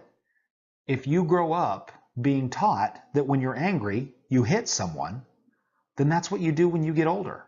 And it starts that cycle over again, because when you're taught that, that's what you teach your children. So number 4, parents who abuse their children are bad and unloving people. That would be really easy to say. It's just not true, though. Most parents do love their kids. They don't mean to hurt their kids. We discipline our children because we want to change their behavior. We want them to behave well. A lot of times we get frustrated with our children's behavior and we don't know a better way to discipline them. So we react in the first thing that comes to mind. Unfortunately, sometimes the first thing that comes to mind is something that's done out of anger or done out of fear. We need to change that mindset. We need to change the way we address our kids. We need to make sure that we're addressing them with the mindset of changing their behavior and teaching them to think things through. To that end, on the next couple of slides, I've got some alternatives to physical punishment for you. So let's look at these things. What are they? They're pretty easy. You've probably heard of most of them at some point. We'll just go through them. To start off, when you get into a situation where you feel like you need to take action with your child, they've done something that deserves punishment, take a deep breath and remember that in this situation, you are the adult. You're the one who has to be in control. Whatever you're about to say, close your eyes for a second and put yourself in your child's shoes. What are you about to hear? Does it make you fearful? Does it make you feel terrible? Does it make you feel like a bad person? Does it make you feel like you should be ashamed? Is that really what you're trying to get across?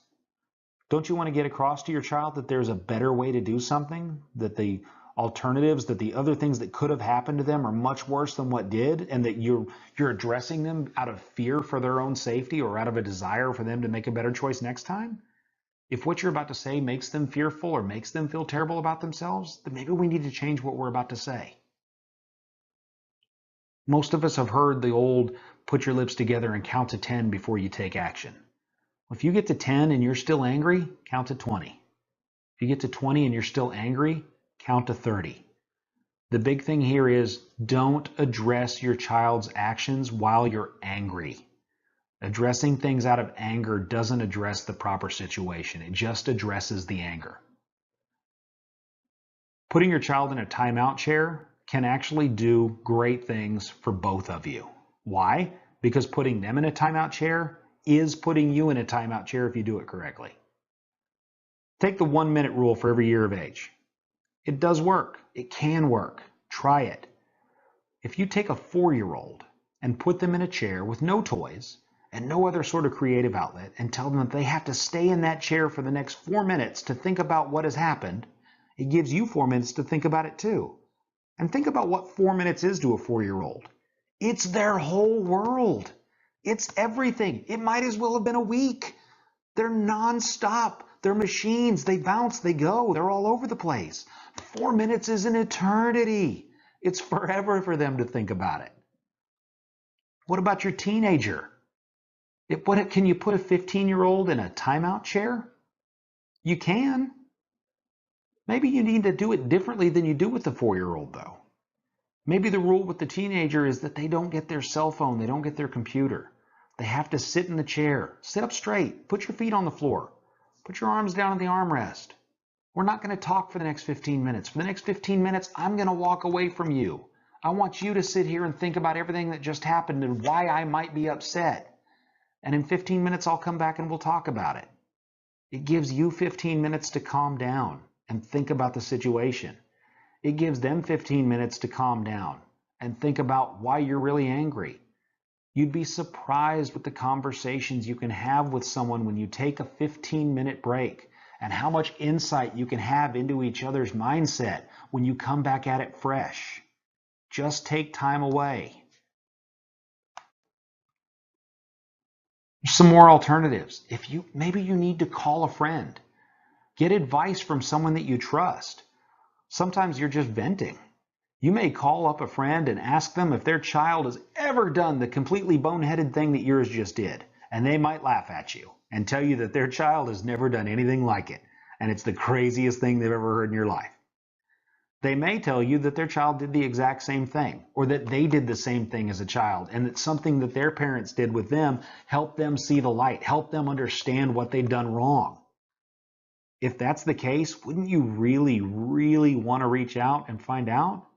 Like I said, at least you're talking to someone. It may give you a chance to calm down. If your children are older and they can be by themselves, or you have someone else that can watch them and you're still frustrated, you're still angry, go for a walk. Remember, exercise can be a great outlet for stress. It can be a great outlet to bleed off some of that angry energy too. Put on your shoes, go for a run. Come back when you're physically tired, but give yourself a chance to think things through. If you're tired, you're stressed out, you're angry, go take a hot bath. Take a cold shower. Again, get away. Give yourself the ability to take a few deep breaths and think about the entire situation. If you feel like you just have some sort of aggression you need to get out, then lock yourself in a room, grab a pillow, and squeeze a pillow to your heart's content. That pillow is never going to get hurt. That pillow is also never going to talk back. You can bury your face in a pillow and call a pillow every name in the book if that's what you need to do to bleed off some of that angry energy. Don't worry about it. You won't hurt it. Maybe you just need to turn on some music. Sing along. Get in your car. Turn on the radio. Listen to something as loud as you want to listen to it, just to bring yourself to your happy place. Turn on some music and dance your heart out. Just whatever you do, don't address your children while you're angry. Give yourself the opportunity to think it through, and give them the opportunity to see you in your best light. Give them the opportunity to learn from the years of experience you have that they don't. So why do we have to talk about all of this when we're talking about child abuse? We have to talk about all of this because, again, children are better people than we are. They're also people that need to be protected. And too often, when a child is suffering through all sorts of different types of abuse, they don't tell us. They don't tell anyone. They don't tell anyone for a lot of reasons, and some of them are scarier and sadder than others. A lot of times when it's a parent who's abusing a child, children don't want to say anything because they're afraid that their parents are going to get more angry at them for saying something about it, or they're going to get hurt worse for telling someone else, involving someone outside. They're better people. They don't want to get us in trouble. They still love us, and they know if they say something, we might get in trouble for it, and they'd rather take that blame on themselves. They don't want to be removed from their home. They don't know what it's like to live somewhere else. Living somewhere else might be a scary thought, and they'd rather live where they are now and deal with the things they're dealing with. It might be the absolute worst situation in the entire world, but it's their home and it's what they know. And at least they know how to deal with it in their own home. Sometimes they think it's okay for their parents to hurt them because we're their parents. We're better, right? We're smart. We know what we're doing. We're the adults. We constantly tell them we know what's right and what's wrong. So if we're doing it, it must be what's right. Or they're worried that no one's going to believe them when they say something about it. Because after all, they're the child, you're the adult. Who's going to believe them? There is a level of shame, level of guilt that comes with physical abuse. Too often we associate shame and guilt with sexual abuse, but it exists with physical abuse as well. We've talked to children. I've spoken to children who are victims of physical abuse. I've spoken to adults who are victims of physical abuse. And it's scary how often they'll tell you they didn't say something about the abuse because they were embarrassed. They were embarrassed that they allowed someone else to hurt them. And they didn't want people around them to know that they allowed it. They wanted to put on the persona of being stronger than that or being more independent than that. It's sad when you see something like that spread out, that someone wants to be stronger so much that they will continue to put themselves in a situation where they're being hurt. Or that, unfortunately, sometimes kids just think they deserve it. They're bad. They don't realize that they're being abused. They think it's just another day. They think it's just how people are punished. They don't understand that it's crossing a line. And that, again, punishment is there to change behavior, not to hurt them.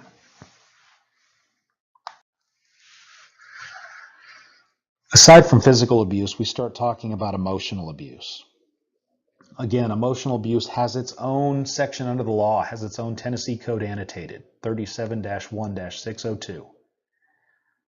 Emotional abuse means some sort of mental injury or some kind of injury to the intellectual or psychological capacity of a child.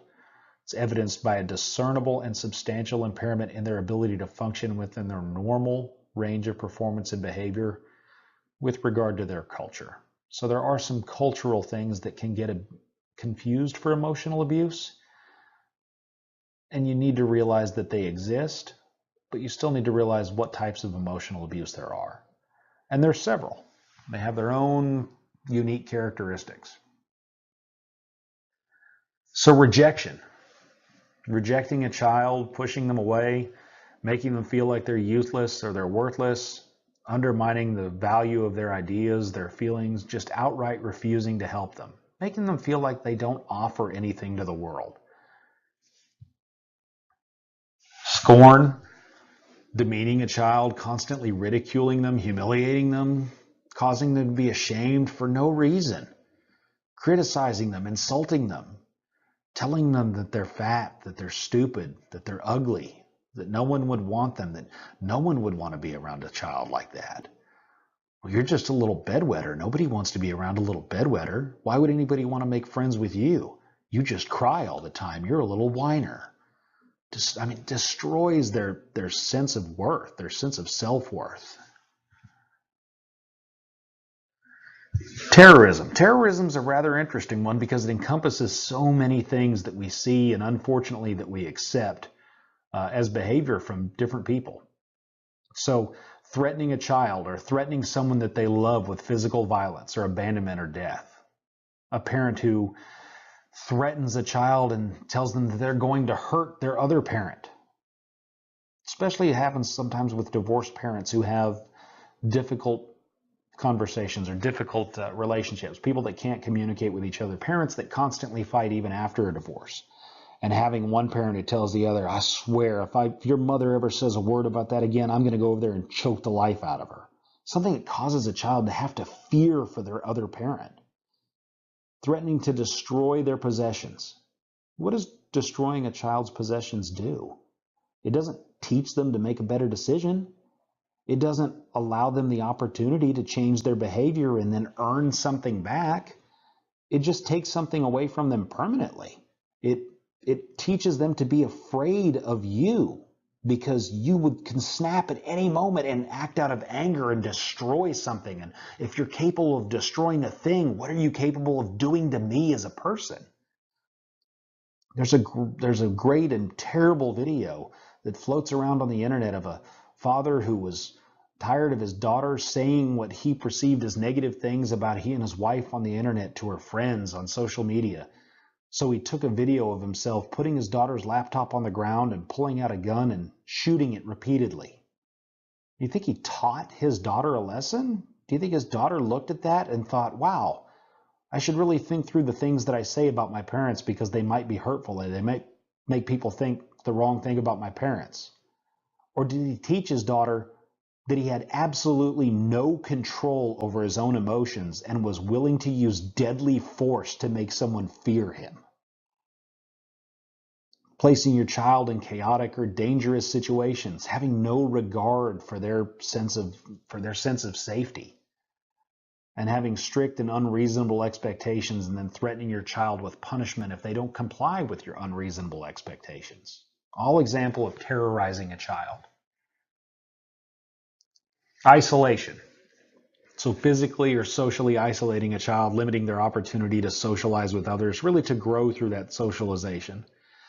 This does get confused for culture in a lot of different areas. Stop and think about different religious communities. You may have religious communities that don't interact with other religious communities just because of differences in belief, cultural differences. Stop and think about different cultures in different parts of the world. Even here in the United States, we have large populations of refugees that come from all over the world. And you may have neighbors who come from the same area but have completely different belief structures. And because of their belief structures, they don't interact with their neighbors. Because a child doesn't interact with the people that live around them in a neighborhood doesn't mean necessarily that they're victims of isolation, that someone's trying to limit their opportunities to grow. It just means that they are not interacting with someone who doesn't have the same religious or social belief structure that they do.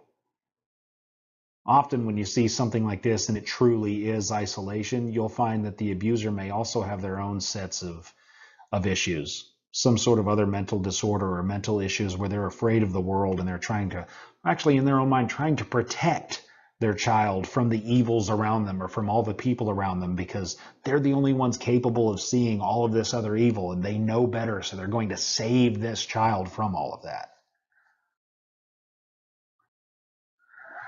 Corruption or exploitation, tolerating or encouraging deviant behavior, exposing your child to antisocial role models, considering them a servant, encouraging them or coercing them to participate in sexual activities.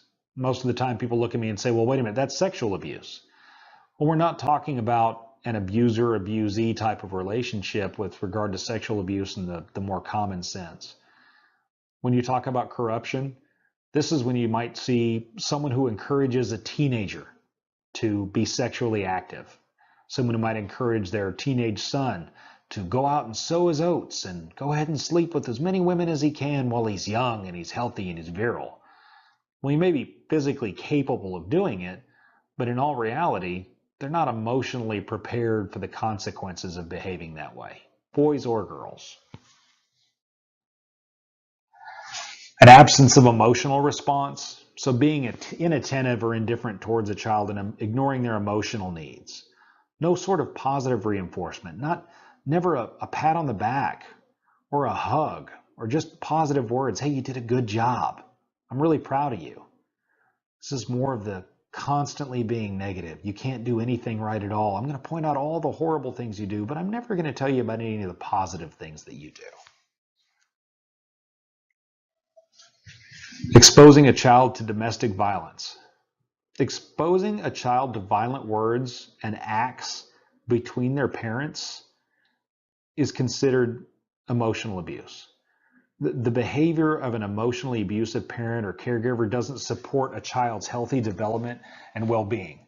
Instead, it creates an environment of fear, of hostility, of anxiety. A child is sensitive to the feelings, the opinions, and the actions of their parents.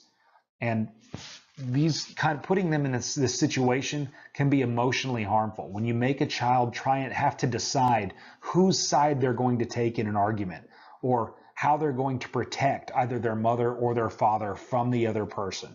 It's a stressful situation that pits a child against another parent. Lastly, just saying unkind things to the child. So we're talking about emotionally abusive parents who say things that just convey feelings that can really hurt a child deeply. Some of the most common examples would be making a child feel unwanted by telling him that your life would be just so much easier without your child. For example, a parent who tells a child, I wish you were never born, or my life would be so much better without you. You were an accident. Ridiculing or belittling a child, just telling him you're too stupid for this, or threatening a child with harsh punishment or death, just constant verbal abuse.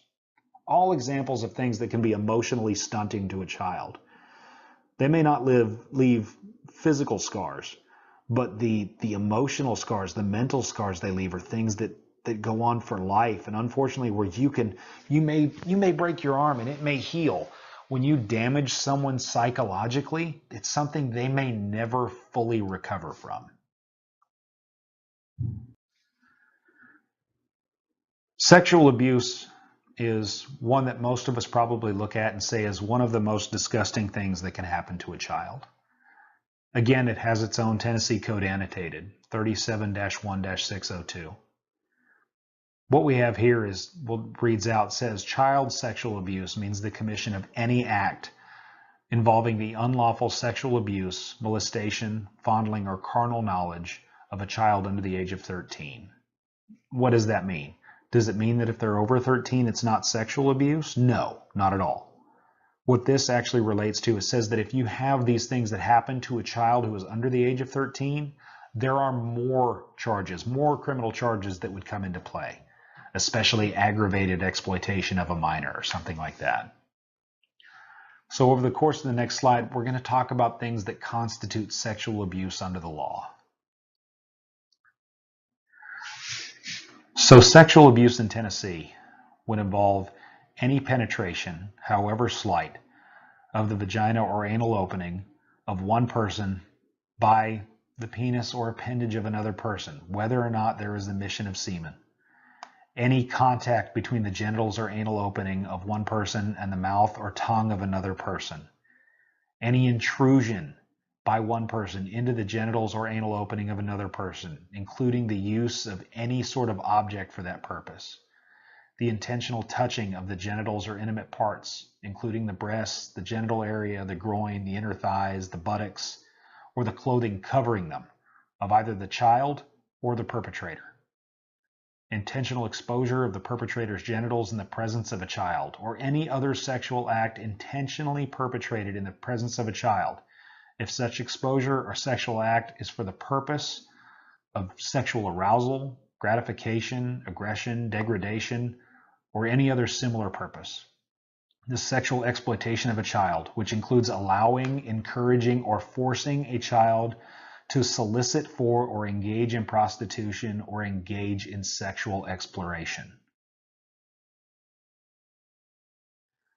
Financial abuse. So financial abuse is probably one that we don't think about the most often. It's something that not many people realize actually exists. Financial abuse is more often used to control the behavior of another parent through the non-payment or the constant late payment of support. Your support is there to maintain the child's lifestyle, and restricting support payments hurts the other parent's ability to provide for the child. Hiding assets can also be an example of financial abuse. Hiding assets to reduce your income levels and thereby reduce the child support owed restricts the ability of the other parent to provide for the child and can be considered financial abuse of the child. Hiding assets to increase the amount of child support you receive might be able to be considered child abuse, because by increasing the amount of support you receive, you reduce what the other parent has available to live and to provide for their child when they are with them. Financial abuse generally does not happen in an open relationship where parents are able to share information and where they're focused on the best interest of their child. This is a control tactic. Remember, it's something intentional. It's used by that abuser to entrap the child or to entrap the other parent in some sort of dependent relationship with them. Do what I want, the way that I want, when I want, or I'll make sure that you suffer financially.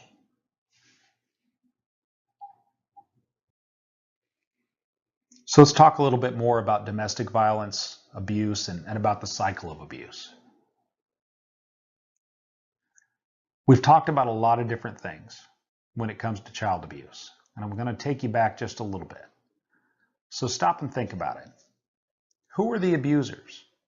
When you think about all of the people that could abuse children, that could be abusing our children, what group of people would you say are the ones that are abusing our children more often than anyone else?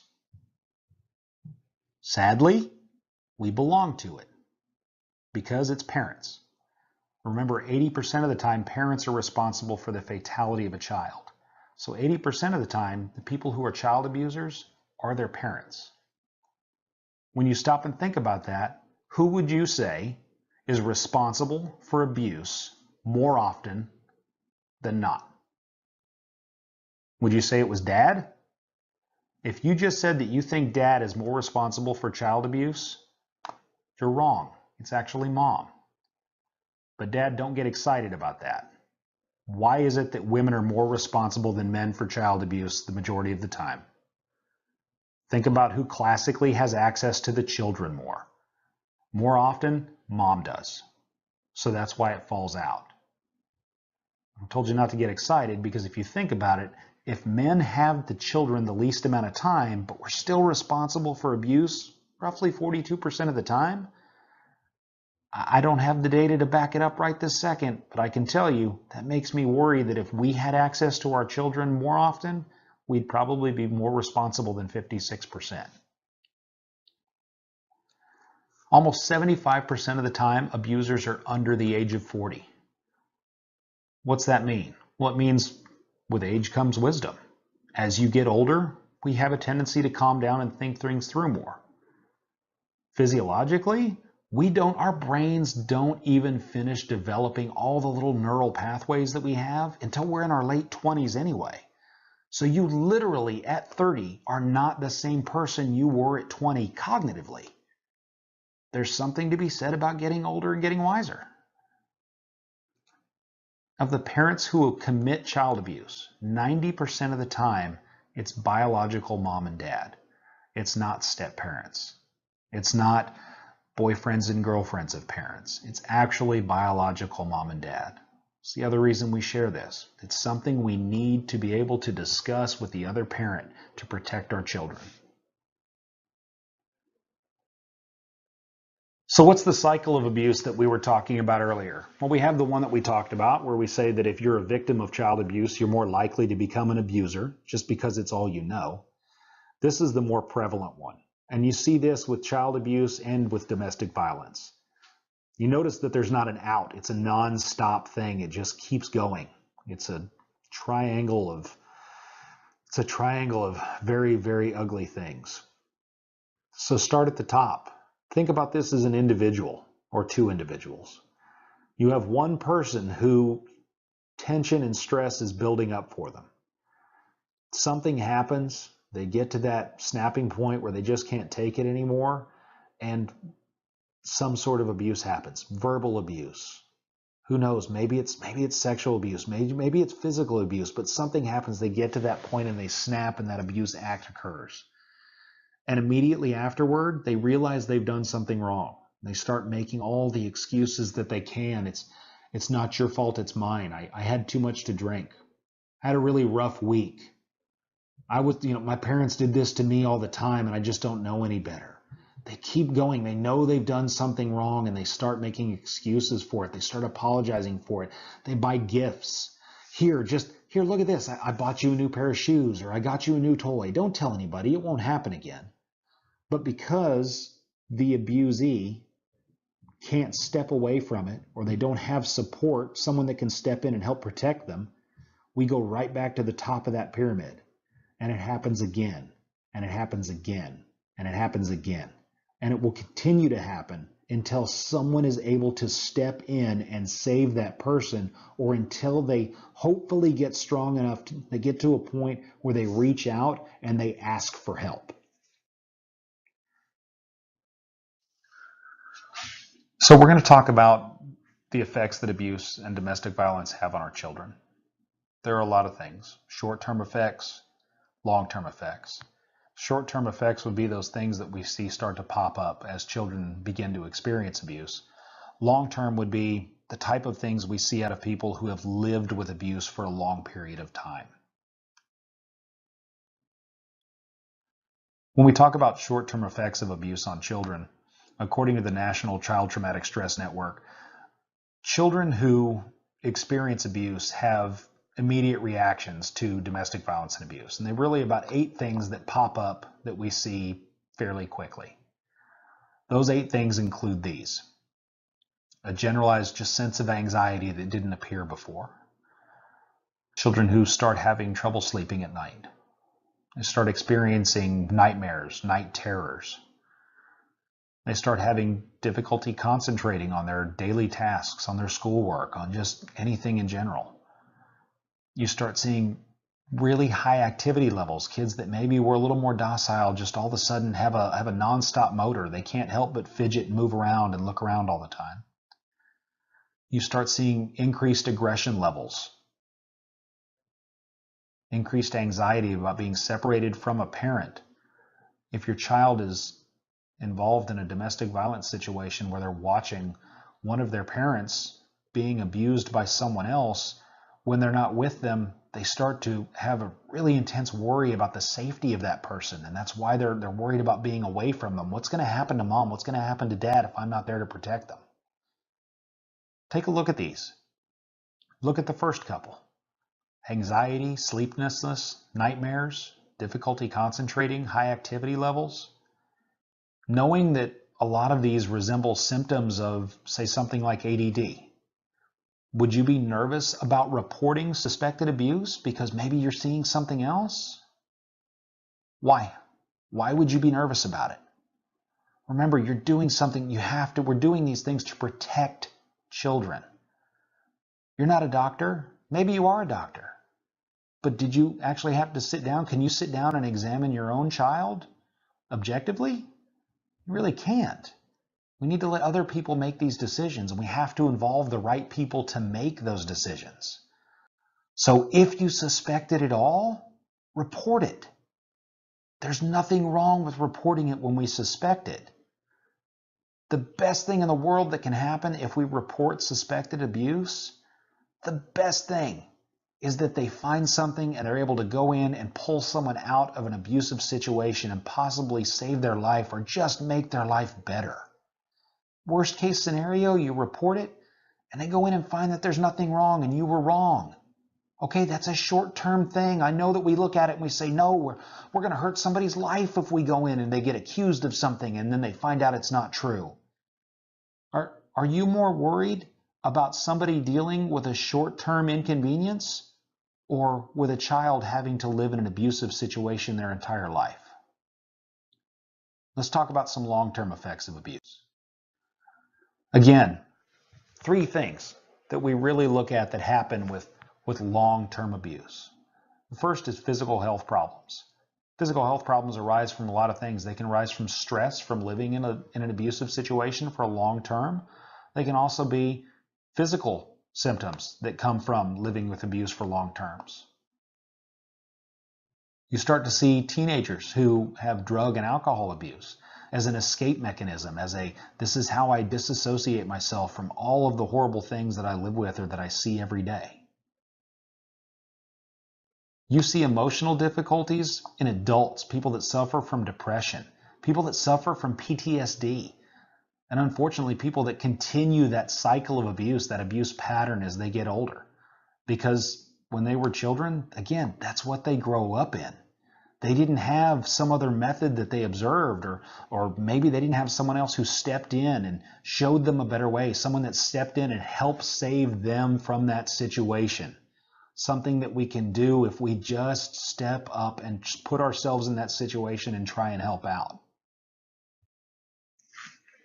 Tennessee law requires that a person who suspects or knows or has reasonable cause to suspect that a child is being abused or neglected or sexually abused, that we report it. You want to read up on all the things you have to report? Go look up 37-1-493 or 37-1605.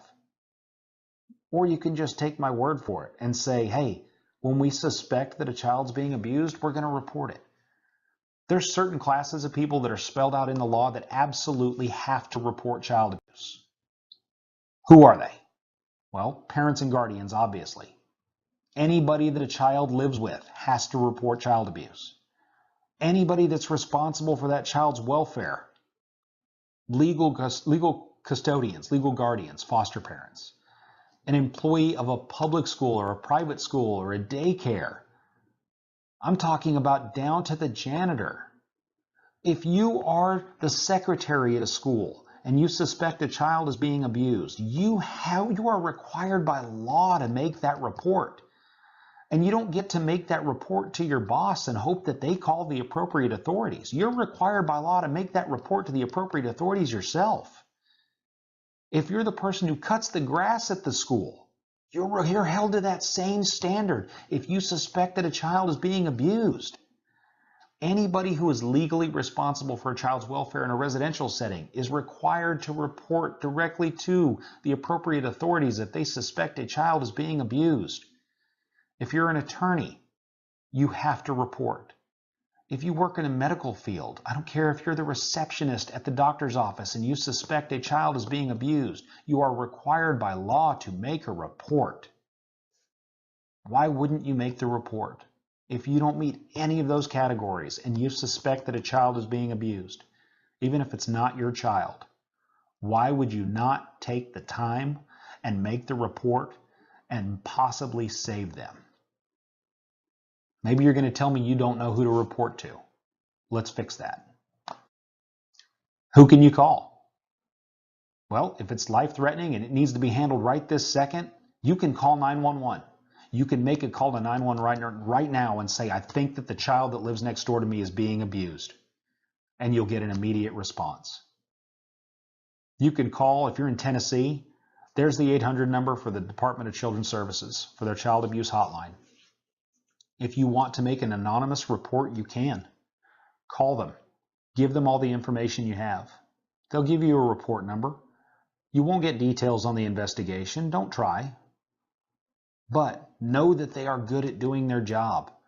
When you call and make a report, Children's Services is excellent about getting out and starting an investigation, generally within 24 to 36 hours.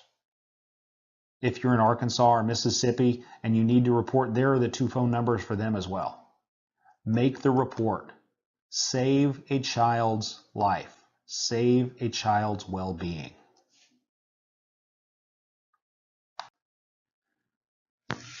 What about domestic violence? What can you do if you're an adult and you're a victim of domestic violence? That's where orders of protection come into play. So what is an order of protection? A lot of us have heard the term restraining order, and you'll hear people toss that around and say, well, I got a restraining order against them to keep them away from me. Well, in Tennessee, a restraining order and an order of protection are 2 completely different things. A restraining order is more along something financial. A restraining order restrains or enjoins you from doing something. I can get a restraining order to keep you from selling a home or buying a car or selling off our grandmother's possessions. Orders of protection have to do with domestic violence, specifically in Tennessee. So, if you feel like you need an order of protection, where can you go to get one? You can go to a courthouse. You can go to a police station. Walk into a police station. Walk up to the desk where you would go up and make a missing persons report or a stolen property report. Tell the officer at the desk that you need to fill out the paperwork, that you need to file an order of protection. All of that can be provided to you right there. So who does an order of protection protect? Well, it can protect just you if the person that you're filing against is a threat to only you. It can protect your minor children as well if you're afraid that that person has access to your children and is a threat to your children. You need to know that an order of protection might be filed by your ex if they start dating someone dangerous, and then it can extend to your children as well. That's a good thing. It means that they're looking out for your child and they're trying to make sure that this other person doesn't have access to your child. So when you file an order of protection, what does it mean? It means that there is no contact between the people named in that order. No contact. No text messages. No smoke signals. No emails. You can't go like their Facebook status or follow them on Pinterest. You have zero contact with them at all. You can't write a letter and send it to their grandmother and ask that they hand it off to their neighbor and then deliver it to them. Zero contact whatsoever for as long as that order is in place. So how long is that order in place? So how long does it last? That depends. When the order of protection is first filed, it's treated as being valid. It has to be served on the other party, and generally you have a court date that you pull up within 10 to 14 days of the order being filled out. During that 10 to 14 days, the order is treated as being valid, so there's no contact between parties. Once you get to your court date, you're in front of the judge, in front of a magistrate, who looks at both sides of it and makes a decision. Depending on how bad the situation is, usually the first time that an order of protection is granted, they're granted for 6 months to a year. 6 months to a year of no contact. If there's a violation of it, the first violation generally extends it to 5 years. A second violation can extend it to 10 years. A third violation, you can be looking at jail time. Again, this depends on how bad the violation is. It's up to the judge to make that decision based on all the information that's made available to them. What about cost? How much does it cost to file an order of protection? Well, nothing. And that's a good thing. We don't want to limit people's ability to get the protection that they need. Does that mean that an order of protection is free? No, it doesn't. When you get to that hearing, the judge is going to make a ruling. Generally, whoever the judge rules against is going to pay the costs for it. If you file one because you want to make someone else's life difficult and not necessarily because you actually were in danger from them, just because you decided you were going to embarrass them or try and make sure that they had a more difficult time, get ready for the judge to look at you and throw the book at you. That book comes with a price tag.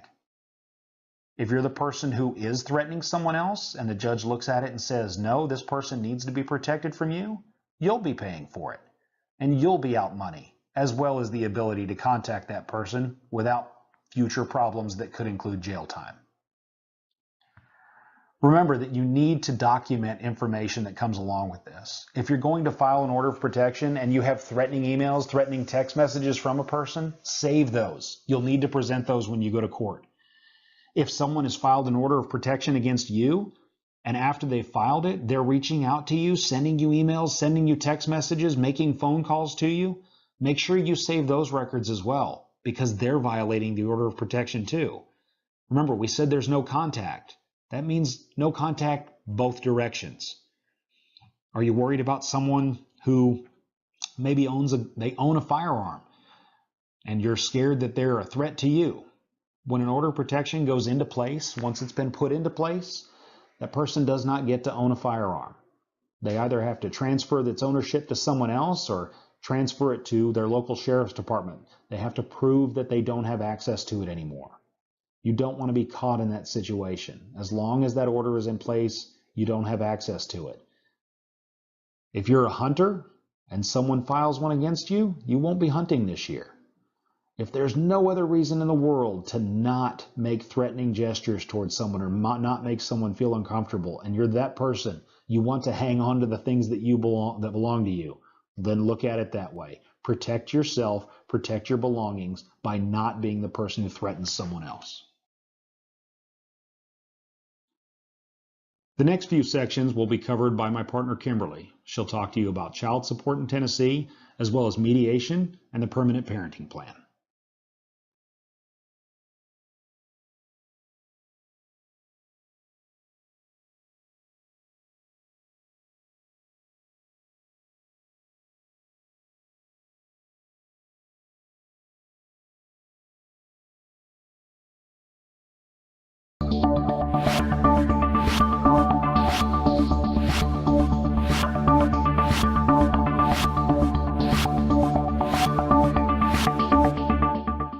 Okay, all right, we are ready to start session 3, which is child support in Tennessee. But before we get started with that, I wanted to talk to you about the 4 documents that you're going to get when you get divorced. And so I want us to think through those before we get started. Document number 1 is your marital dissolution agreement. This is probably an opportunity for you for the next two sessions is probably where you'd be taking the most notes as far as things that would be helpful to you if you don't understand something, if you wanted to ask your attorney, or if you wanted to ask me a question either privately or together at the end. Okay, so the first document is your marital dissolution agreement. Attorneys call that an MDA. You may have heard your attorney call it that. So your marital dissolution agreement is a contract. And so that's different from a court order, and we'll talk about what parts of your divorce are court orders versus which parts are contracts. And so this first document is your marital dissolution agreement, and even people without kids have a marital dissolution agreement, right? Because it talks about what are my assets, what are my liabilities, what is marital property, what's not marital property. And things that aren't marital property would be things that you had before you got divorced, or things that you inherited and didn't commingle. And if your grandma died and gave you $10,000 and you put that into your marital checking account, that is no longer separate property. These are things you wish you knew before you before you commingled those assets. Yes, question. No, before you get divorced. So let's say last year you ended up inheriting $10,000 from your grandmother, and you're not divorced yet, but it's after you get married. Then that $10,000, if you put it in a joint checking account, moved from being a separate asset over into being a joint asset. And again, if you've got a question about that, that's something your attorney could give you some advice on, because it could be something that you argue at mediation or something like that. It could be something you could argue in court. It's arguable, but in general, to protect yourself, if you're getting something that's an inheritance or that you're calling separate property, it needs to be accounted for separately. So marital dissolution agreement, again, is a contract. It's something that only you and your spouse sign, and it goes over every single asset and every single liability, including your personal property, your couch, your bed, your dishes, all that stuff. Those don't have to be spelled out. It just needs to say that you have already adequately divided those, or divided them to your personal satisfaction. Or it could say something like, everything that is currently in the possession of the wife shall remain in the possession of the wife, and everything that is currently in the possession of the husband shall remain in the possession of the husband. Things like that. It doesn't really talk about your children. There's usually a couple sentences in there that says the permanent parenting plan is incorporated by reference into this as if it was recited verbatim. But normally your marital dissolution agreement is only talking about your assets and your liabilities within the marriage, and it also usually has something in there about your tax obligations and a reminder that you're coming off each other's health insurance if for some reason you were on each other's health insurance. All right, the Tennessee Permanent Parenting Plan. So the Tennessee Permanent Parenting Plan is a form. It is a document that you are required by law to fill out in order to get divorced. The court is not going to let you come down there and say, well, we've decided to make our own form about how we're going to visit with our children or have parenting time with our children. So and that is a court order, which is different from a contract. So this court order is something that the judge signs. And the reason that that's important to you is that is why you can go to jail for not paying child support. That is why you could go to jail for not providing your children when you're supposed to.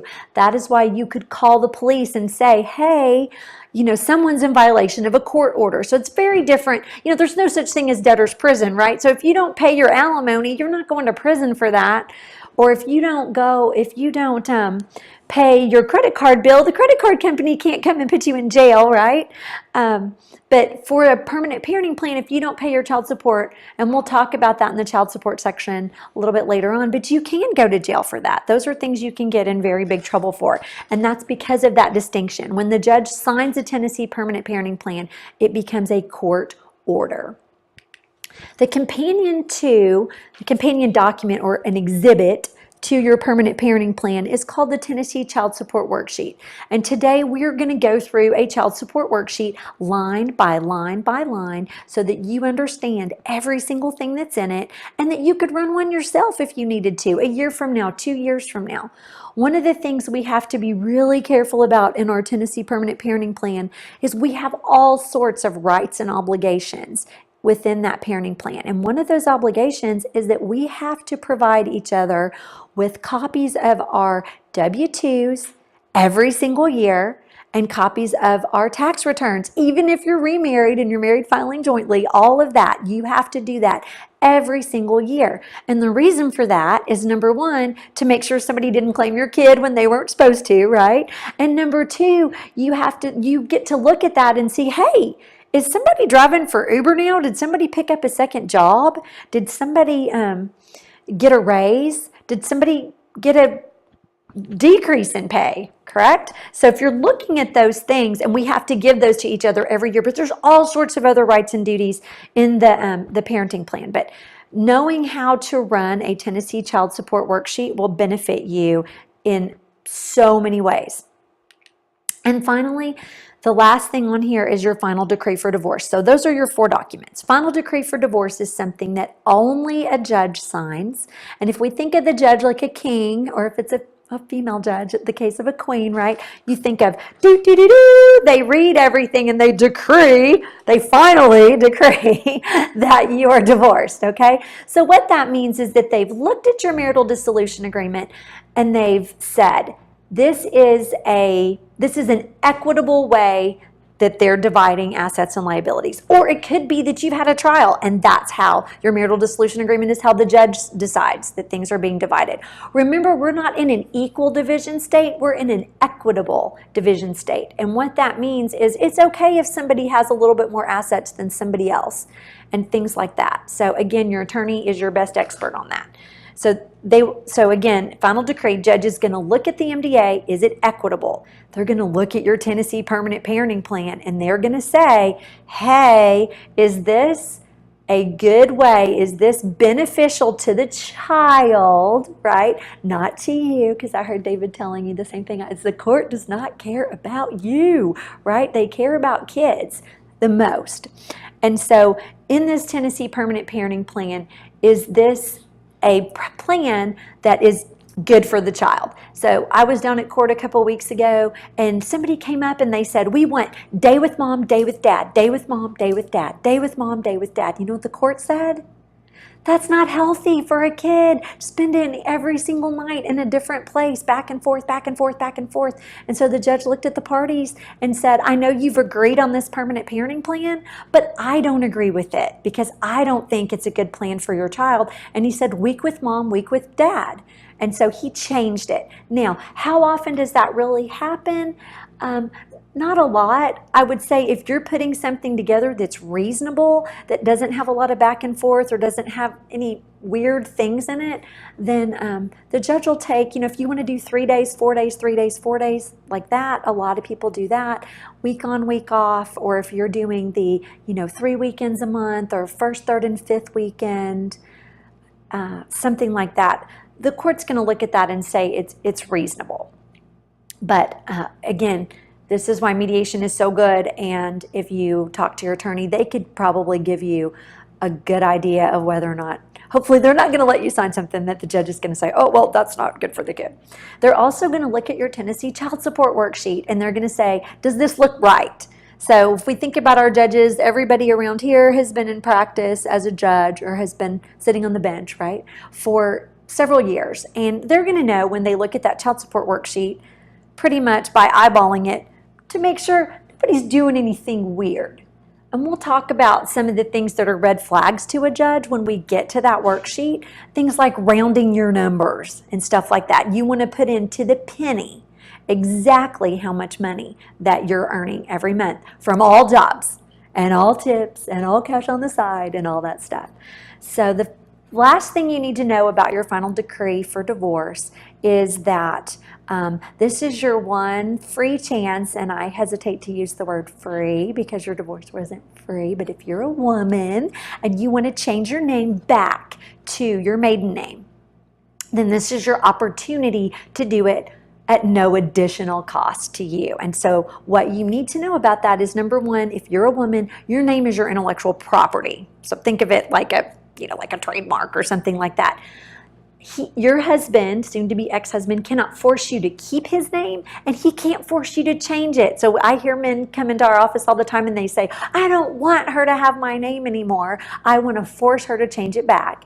He can't do that. And some come in and say, oh, but I really want her to keep my name because that's the same name our children have, or something like that. And so that is a personal decision that you make. And if you want to change your name and you haven't talked to your attorney about it, this is just a heads up that that's something you need to ask them or you need to bring to their attention. It's 2 sentences normally in a final decree for divorce. And it just says something like, the wife is going to revert to her maiden name. She used to be known as Kimberly Smith, and now she'll be known as Kimberly Jones. And that's the document you need to take down to the Driver's License Bureau and change your name, and passports, anything like that that has official names on it. That's in your final decree.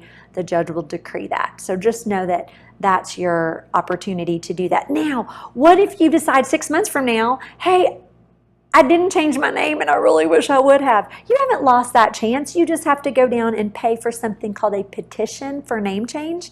And you pay that filing fee, and usually, 30 to 60 days later, you could get a court appearance and the judge would sign a court order changing your name. So you haven't lost your opportunity if you didn't do it in your final decree for divorce. All right, so now that we've covered our 4 documents, let's flip over here and talk about the myths about child support. It's a myth because it's something that's not true, right? So, child support is a very sensitive issue in most divorces. Sorting out the myths is often very helpful for divorcing parents. And why is that? Because, and I'm making a general statement, that the person paying child support wants to pay what? The least amount they can pay, and the person receiving child support wants to get the most that they can possibly get. So let's look at some of these myths. Child support myth number 1. Child support is handled at the federal level. So, the fact is there are no official federal guidelines, and every state has its own unique formula. So here we are in the great state of Tennessee, right? And we have our own special formula, and it's built into that Tennessee child support worksheet.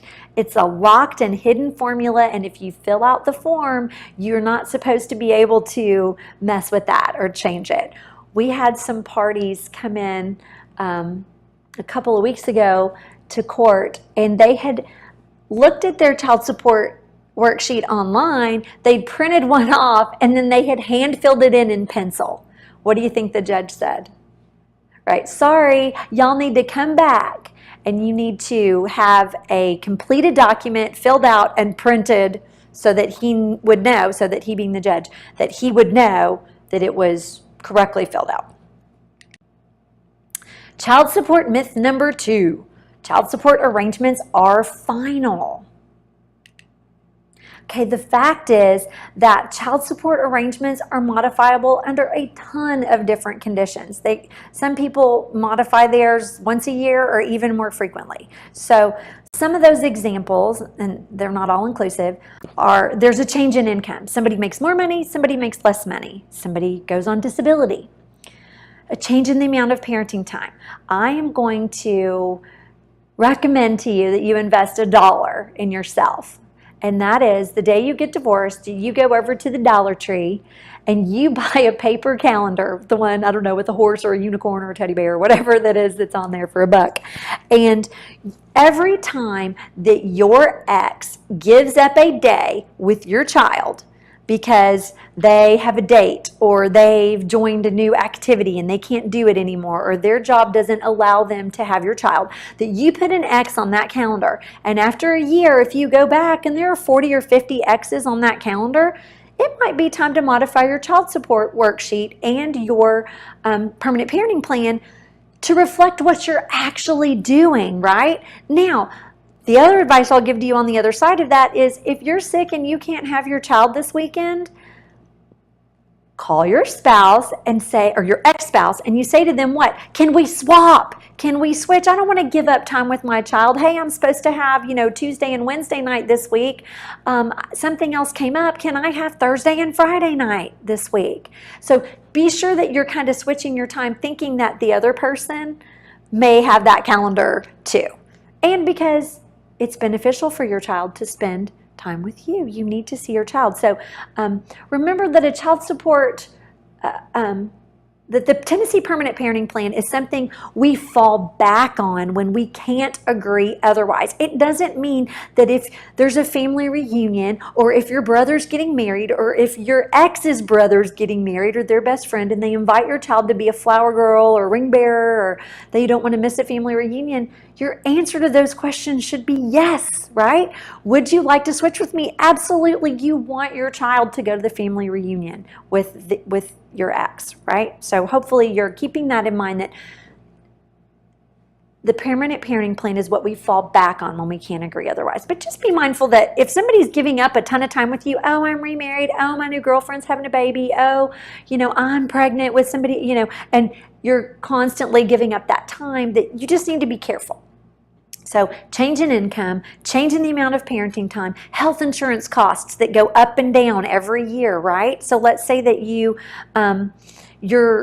the one paying for the health insurance for your child. If you're doing that and the health insurance costs double next year, that's a credit on the child support worksheet. Somebody's paying for that.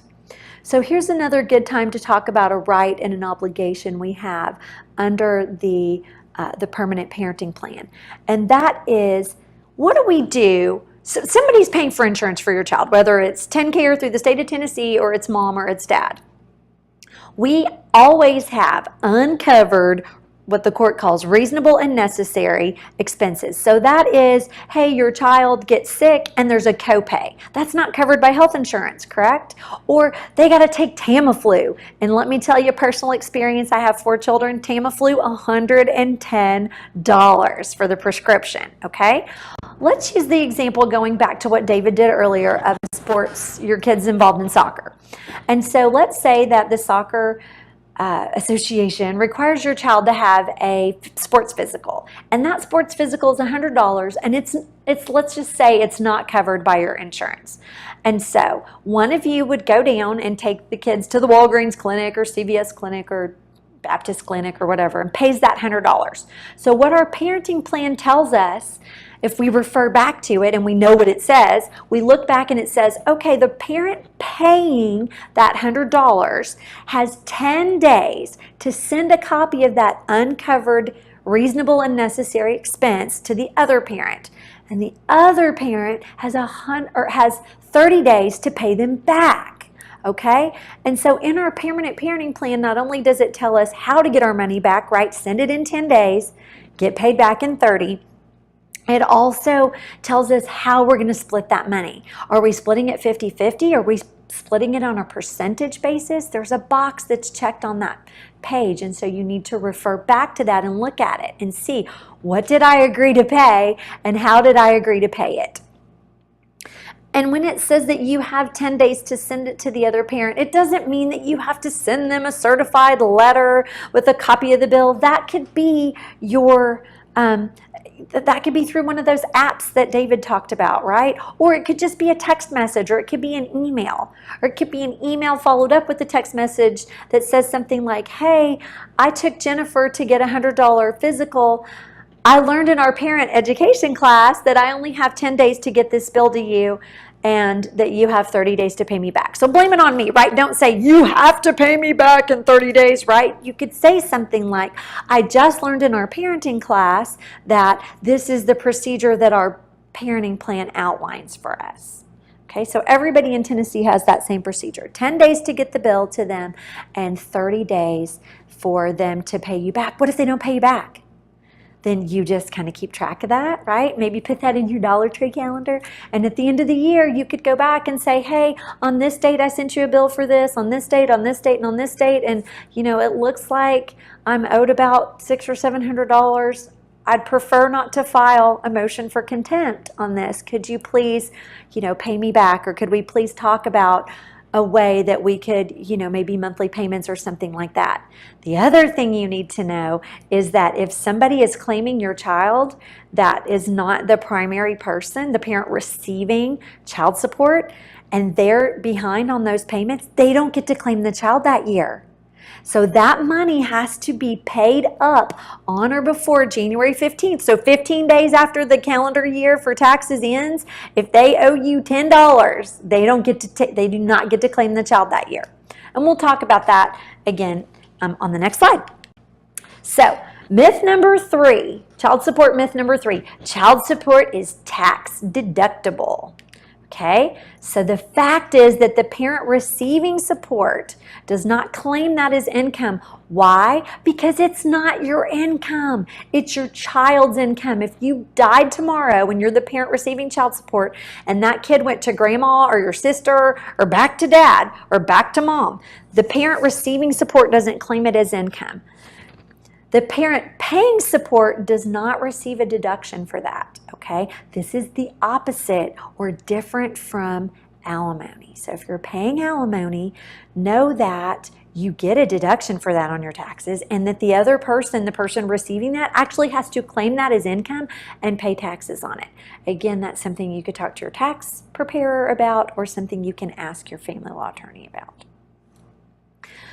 Also, what you need to remember is that a tax deduction is different from a tax exemption, okay? And we'll talk about that in a minute. Myth number 4, child support ends when my child turns 18. Okay, that's a huge myth, right? Because the fact is that child support does not end until your child finishes high school, even if they've already turned 18, okay? And so I have a child with a September 15th birthday. He will turn 18 in September 15th of his senior year. Child support would still be owed in October, November, December, January, February, March, April, and May. And in May, I get this question all the time. No, you do not get to prorate May. If your child graduates May 21st, you still owe for the entire month. Now, the opposite of that could be maybe you have a child with a June or July birthday and they graduate in May. You would still owe support for the entire month of June or the entire month of July if your kid was one of those early starters, okay? Now, in Tennessee, if you have a disabled child, and that's a severely disabled child who is in special education classes, they are allowed to attend school and under Tennessee law until they are 21. So you need to talk with your attorney about whether or not your support is extended, because support may be extended for a disabled child. You also need to think about possibly making sure that you have a guardianship for that child, so that when they turn 18, if they're getting disability money from the state of Tennessee, that you will be able to manage that because they would then be an adult, right? And so you need to think about getting a guardianship for them. Child support myth number 5. I do not have to pay child support if I have 50-50 custody. All right, so that's a myth because the fact is that child support is based on the income of the party. So let's use an outrageous example. So let's say we have an NFL player, right, who's making $10 million a year, and a stripper who's making $10,000 a year, or at least that's what she's reporting on her taxes, right, because she's taking all that cash and not reporting it. So with the NFL player and the stripper, even though each of them has week with mom, week with dad, week with mom, week with dad, he's going to be paying something, right? Just because you have 50-50 does not mean that you don't have to pay. So child support is set on the number of days, but on the income of the parties.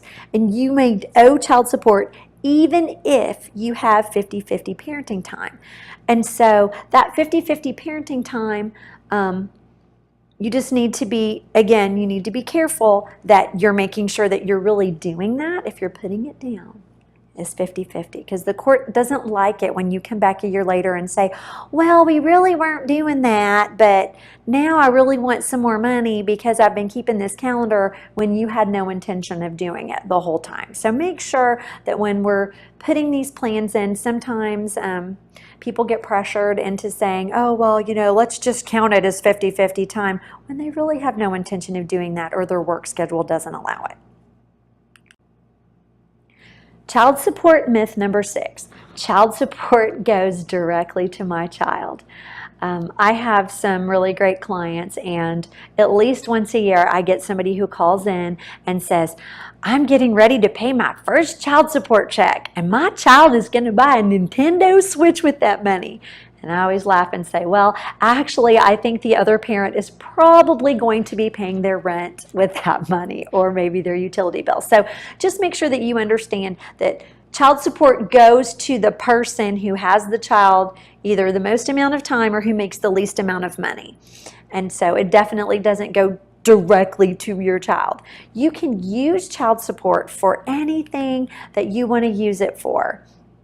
If the court suspects somebody's misusing the payments, a deviation might be requested. Please know that that is so rare. The court is not going to ask you for an accounting of, well, what percentage of your $300 did you use for gas and then utilities and then your internet connection or something like that. When the court gets involved is, let's pretend somebody's getting evicted like every 2 or 3 months, or your kid doesn't have shoes or doesn't have a coat for winter or something like that, where it's extreme. The court usually steps in at that point and asks the question, because there's usually something else going on. Somebody's on drugs, somebody's got a new boyfriend or new girlfriend who's taking their money from them, somebody's got a gambling addiction problem. There's something else going on, because under Tennessee child support guidelines, you should be getting, if you're receiving, you should be getting enough money to handle having the expense of your child full time, because the guidelines are pretty broad. And so they're giving you a lot of money. Well, maybe not what you would consider a lot of money, but probably what the payor is saying is a lot of money, right? All right, let's move into the next set of slides. Child support in Tennessee. We're going to talk about a definition, some frequently asked questions, how child support is calculated, that Tennessee child support worksheet, what your payment options are if you're the payor or if you're the receiver. How am I going to get paid, right? And then the consequences of not paying. And I think we already mentioned one of those would be jail time. All right, so the definition, child support in Tennessee. Definition of child support in Tennessee is a payment that a parent makes as a contribution. See that word contribution? That does not mean everything. Contribution to the cost of raising his or her child. So if you're receiving child support, hear me, that is a contribution. It does not mean that you never have to pay a penny of your own money for school supplies, or that you never have to contribute to extracurricular activities, or that it's supposed to cover every stitch of clothing that your child needs to wear, or all of their lunch money. It's a contribution. You're still going to be paying something. If you're paying out as child support, also know that sometimes your child may come to you and you may look down and go, oh crap, you've outgrown your tennis shoes, and you may have to run out and buy them something, or that they're going to need $20 for a birthday party or something like that, or they want to go to the movies with their friends. My sons are 9, 11, 13, and 15, and they are constantly trying to ask me for, I need $10 for this. They're selling pop sockets at school, or it's Chick-fil-A day, right? And so if I have my kids during that time, I'm going to need to be footing, I'm not going to be calling dad and saying, hey dad, I need an extra $12 this week because, I paid that out for PE uniform t-shirt or homeroom t-shirt or something like that. So it's a contribution you make. It's not all inclusive on either end. Kids are expensive. All right, so I honestly feel like if you can understand what your financial support is for, whether or not you agree with it, you will understand why it might seem that you're paying so much or that you're not receiving enough. So if we look at the definition, in Tennessee, it's supposed to be financial support for, number one, the maintenance of your child. Number 2, the care of your child. And number 3, the health and well-being of your child. Number 1 is kind of this loosey-goosey weird information. Maintenance of your child. Well, what does that mean? What maintenance of your child means is that your legislature, the people that hopefully you voted for and elected, has gone through and said, what type of house, if you are the NFL player and the stripper, what type of house would your child have lived in had you not made adult decisions? Because remember, the court doesn't care about you. What type of house would your child have lived in if you had not made an adult decision to get divorced? Okay? Your child would be maintaining a lifestyle in a house that somebody making $10 million a year plus 10,000 could afford. Okay? So they're going to be living in an 8,000 square foot 6-bedroom mansion with a pool in the backyard maybe, right? And so what the court wants to do is they're looking at that. So now they're going over and they're looking at stripper mom and they're saying, stripper mom, and we don't care about stripper mom, but we care about where the child is going to live. So we're going to maintain that child's standard of living. So that maintenance is going to look at that and they're going to say, okay, stripper mom is not going to be living in a 1-bedroom or a studio apartment in the hood, right? They're going to be living in a 4,000 square foot house, right? So they're going to maintain that level. So the closer the two of you are, meaning mom and dad, the closer you are with your income, that maintenance level is going to be less, right? Because if you're each making $55,000 a year, one person's making 58, one person's making 54, you're not going to be paying as much as somebody with a huge difference in their incomes, okay? And so maintenance of your child, I really believe if you can understand that the court is maintaining your child's standard of living, not your ex's, even though it seems like that sometimes, depending on which end you're on. Care of your child. Care of your child is all the stuff we just talked about. Their lunches, their pajamas, their toothpaste, their hairbrushes, their parties, their extracurricular activities. That's the care of your child. And then the final category there for the definition is the health and the well-being of your child. So that includes the health insurance and co-pays and prescriptions and eyeglasses and orthodontia, all that stuff. And also the well-being of your child is their emotional well-being. Maybe your child needs some therapy, or maybe you are agreeing to do some family therapy. And so within that is, how are we going to handle paying for that? Because you are allowed. That is an uncovered, reasonable and necessary expense, or it's something that may be covered by your health insurance. So you can look into that and see, hey, maybe if I'm using an approved provider and my child maybe needs to go to counseling once a month for 6 months to kind of see how they're dealing with everything and transitioning, that is covered. All right, so let's hop into some frequently asked questions about child support in Tennessee. All right, question number 1. I pay taxes in another state. Can I deduct those from my income? So here we are living in this wonderful state of Tennessee, and we get to ask ourselves, well, we're living in Tennessee, which means we're not paying any taxes on our income. We pay a ton of taxes on sales tax. So if you go out and you buy a new purse or a great new pair of shoes or a new wallet, you're going to pay almost 10% on that, right?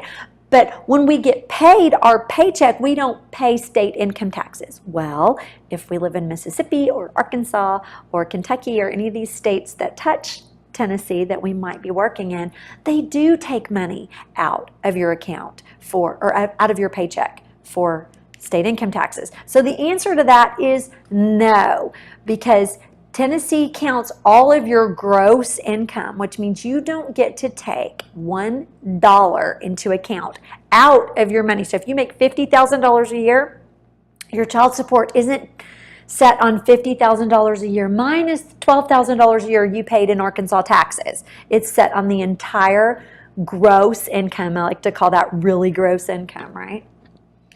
All right. Can I agree to waive child support? So the answer to that question is no. So if I'm sitting here right now and you hear, right, and the cops come in and they say, Kimberly, you have the right to remain silent. Can anybody in this room waive my right to remain silent? No, right? Because it's my right. Well, in Tennessee, child support is your child's right. So you can't waive a right you don't have. Just like you can't waive my right to remain silent, you can't waive your child's right to receive child support. What if you don't need it? Okay, fine. Put it in an education fund for your kid, or put it in a car fund, because trust me, that gets expensive. Put it, don't touch it. If you don't need it, don't touch it, but you need to take it if you are the person who is receiving. What if my ex remarries somebody wealthy, right? And so I would tell you congratulations, because they're now not stalking you and bothering you all the time anymore, because they're remarried and they're happy because they're remarried to somebody wealthy, right? But no, in all seriousness, the wealth of a non-parent or a step-parent is not used in child support calculations, meaning if they remarry an NFL player or a women's NBA player or something like that, how much money they make is not used in your child support calculations. The same as if they have wealthy parents who are giving them money, or their sisters letting them live with them or something, all the complaints we hear in our office.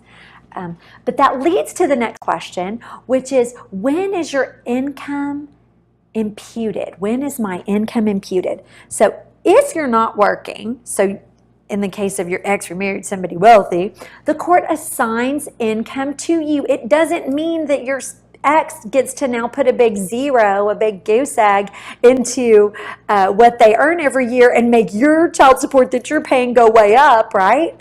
What it means is that the court, and this is a generalized term, the court will go back and they will look at what were they making before they got remarried, looking at the last 3 to 5 years of tax returns, or what do you have the ability to make?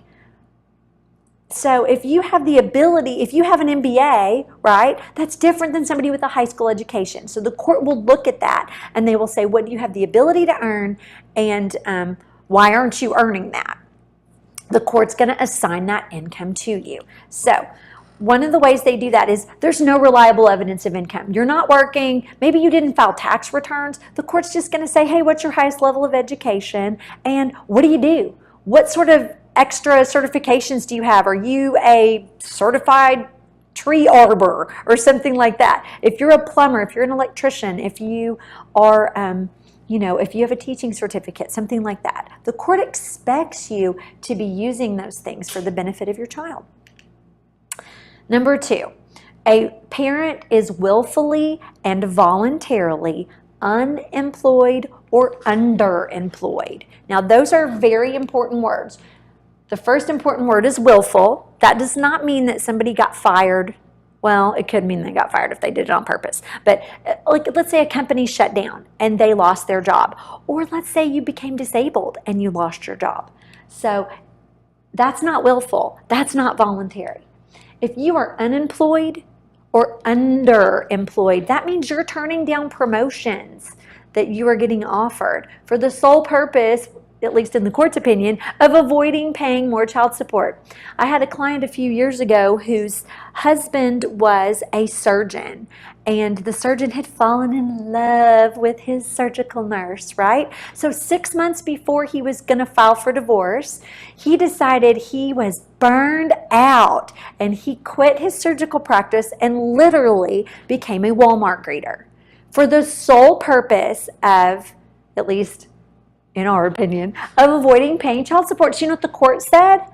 We are so sorry you're burned out. However, you are a surgeon, and so we're going to look at your last 3 to 5 years of tax returns, and we will impute income to you as a surgeon. What you choose to do, we don't really care, but you will be paying child support as if you were earning $750,000 a year. Now, we don't really care if you actually earn that, but you have the ability to earn that. You have a proven ability to earn that, looking back at your old stuff. What about disability? So I will tell you that you need to be extremely careful if you become disabled, either in a car accident or on your job, because disability usually takes sometimes a year to get approved.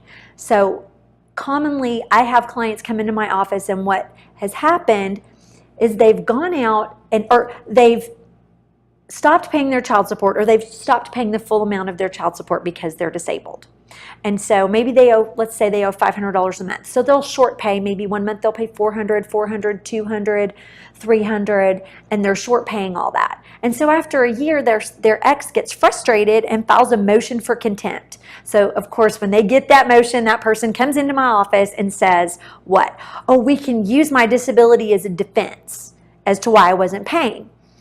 And so remember back to the very first slides we talked about that your child support is a court order. And so what the court wants you to do is, as soon as you find out you're disabled, they want you to proactively go down and file a motion to modify your child support, or a petition to modify your child support. When you do that, even if it takes the court a year to hear your case, you're what's called grandfathered in. So the court will go back and look back to the date you filed that and say, oh, okay, well, under the new calculation, you only owed $200 a month, and it's going back to the date you filed, and let us know.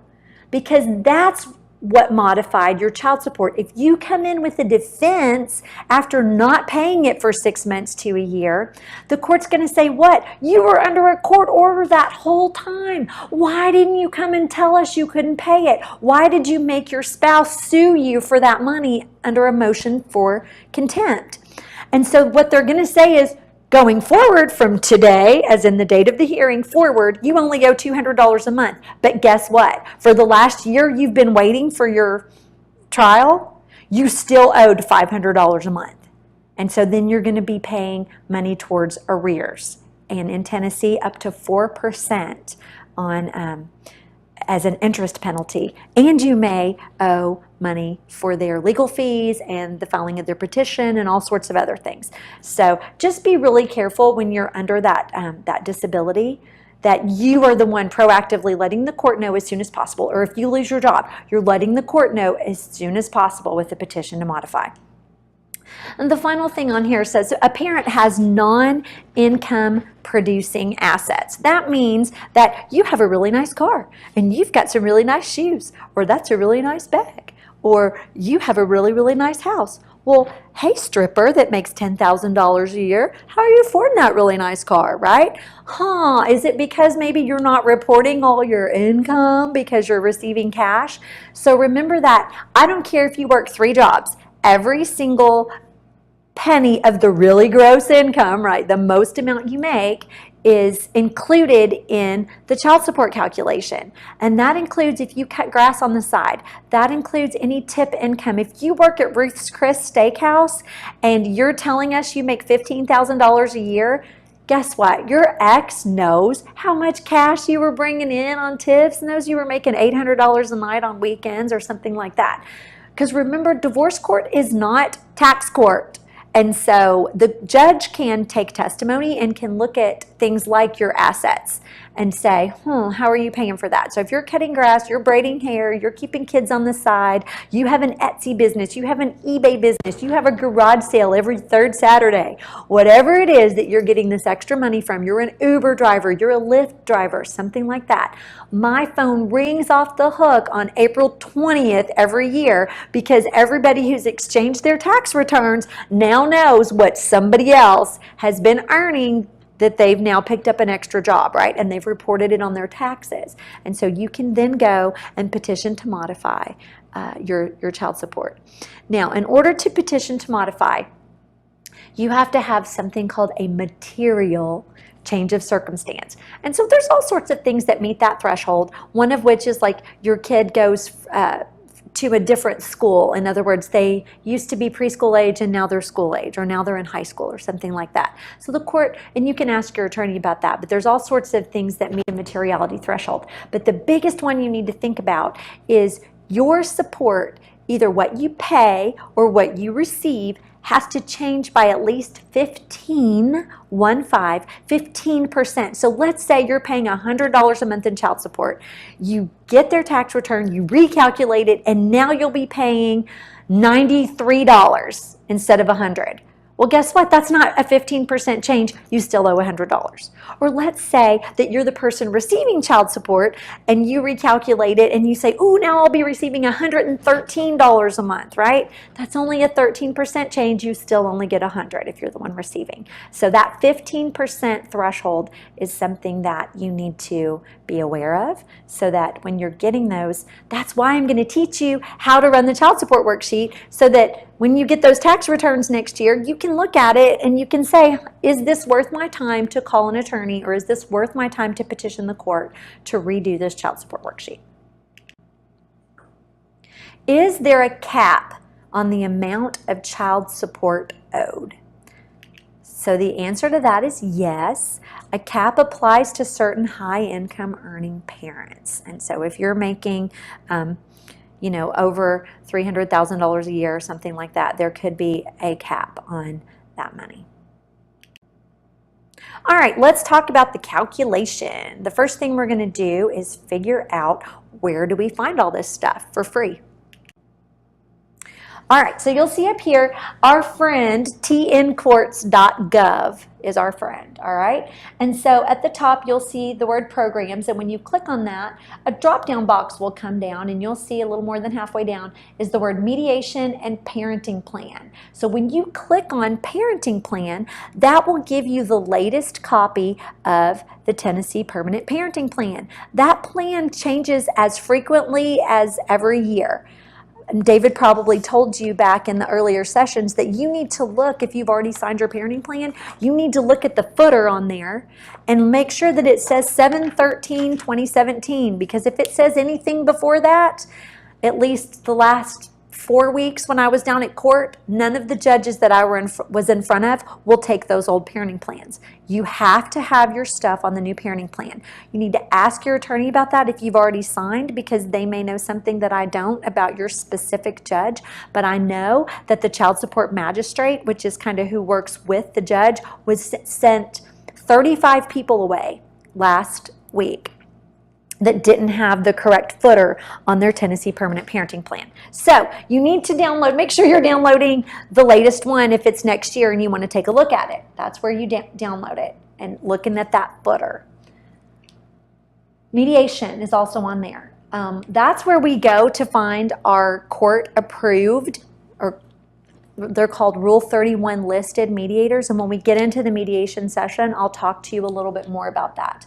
But Permanent Parenting Plan, you can also see down here on the left where it says search tncourts.gov, you can type in Permanent Parenting Plan or Child Support Worksheet. But if you click on Parenting Plan under the programs drop-down box, both of those things will come up. And you just click on them and it says, do you want to download it? Yes, I do. There's two different choices for that. One is a PDF fillable form, which means you're tabbing through so you don't miss anything, or you can just download it as a Word document. And the Tennessee Child Support Worksheet is an Excel spreadsheet.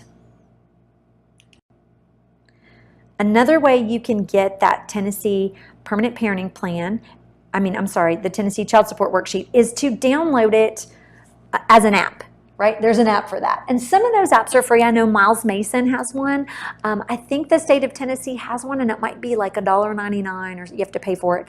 But what that app is really good for is to see if you meet that 15% threshold. If you're going to fill out an actual worksheet, I think most attorneys in town, or most of the time, people download that Excel spreadsheet.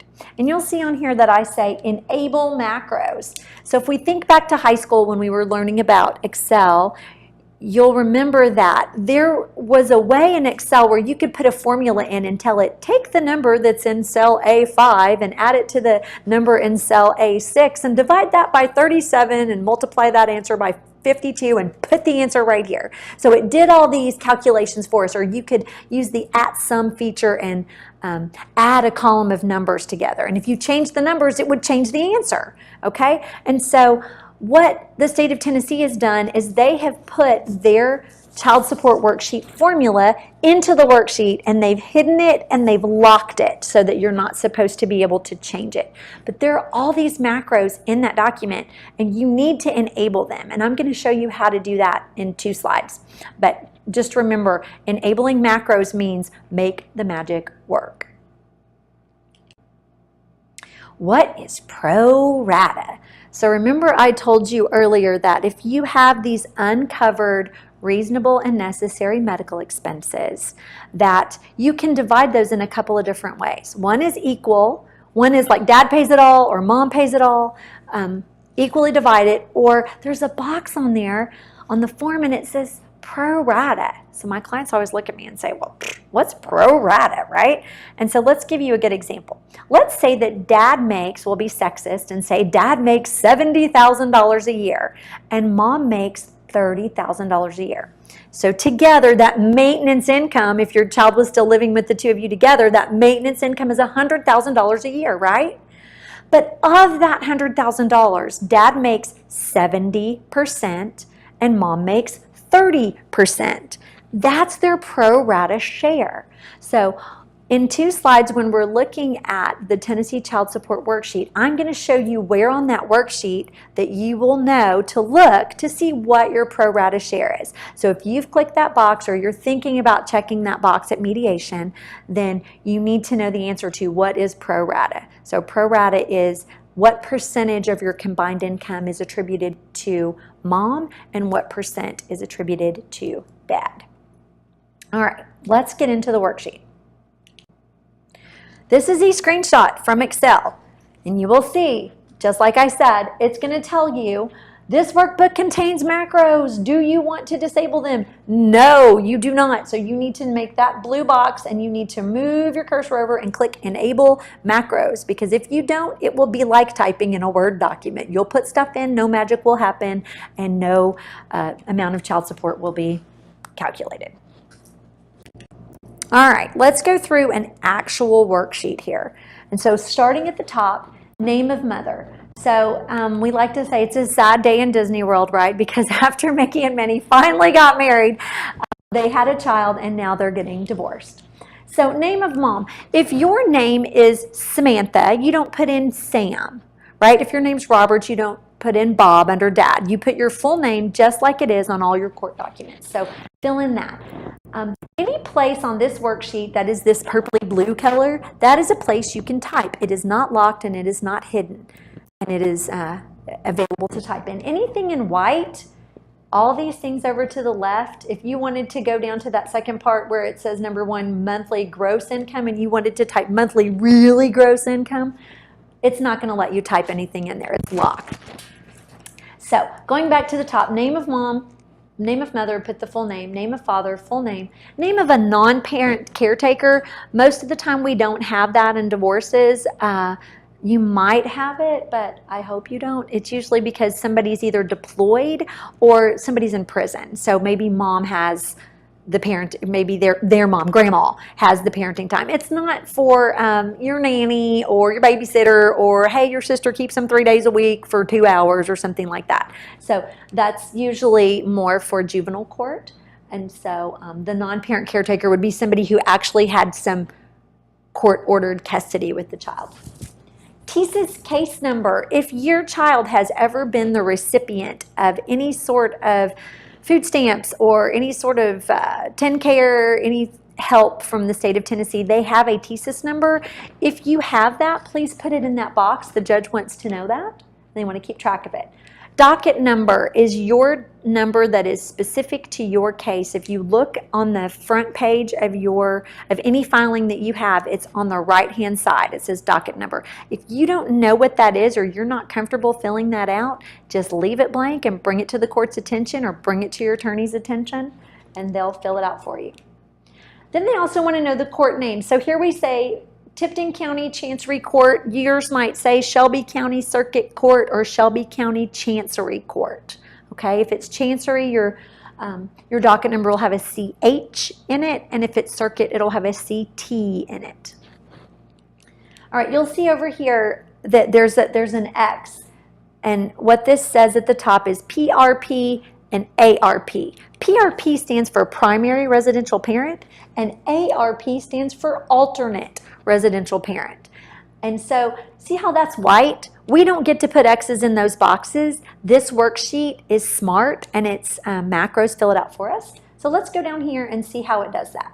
Names of children. So the names of children section here, we have Mickey Mouse Jr. and his date of birth, but it's any and all children you have together. It is not any children you have from another relationship. It is not any, if it's 5 years from now and you have a new baby with somebody else, it is not those kids. It is only the children you have in common. You've either adopted that child, or it's a child that was born maybe before your marriage, but it is your joint child, or it was born during the marriage.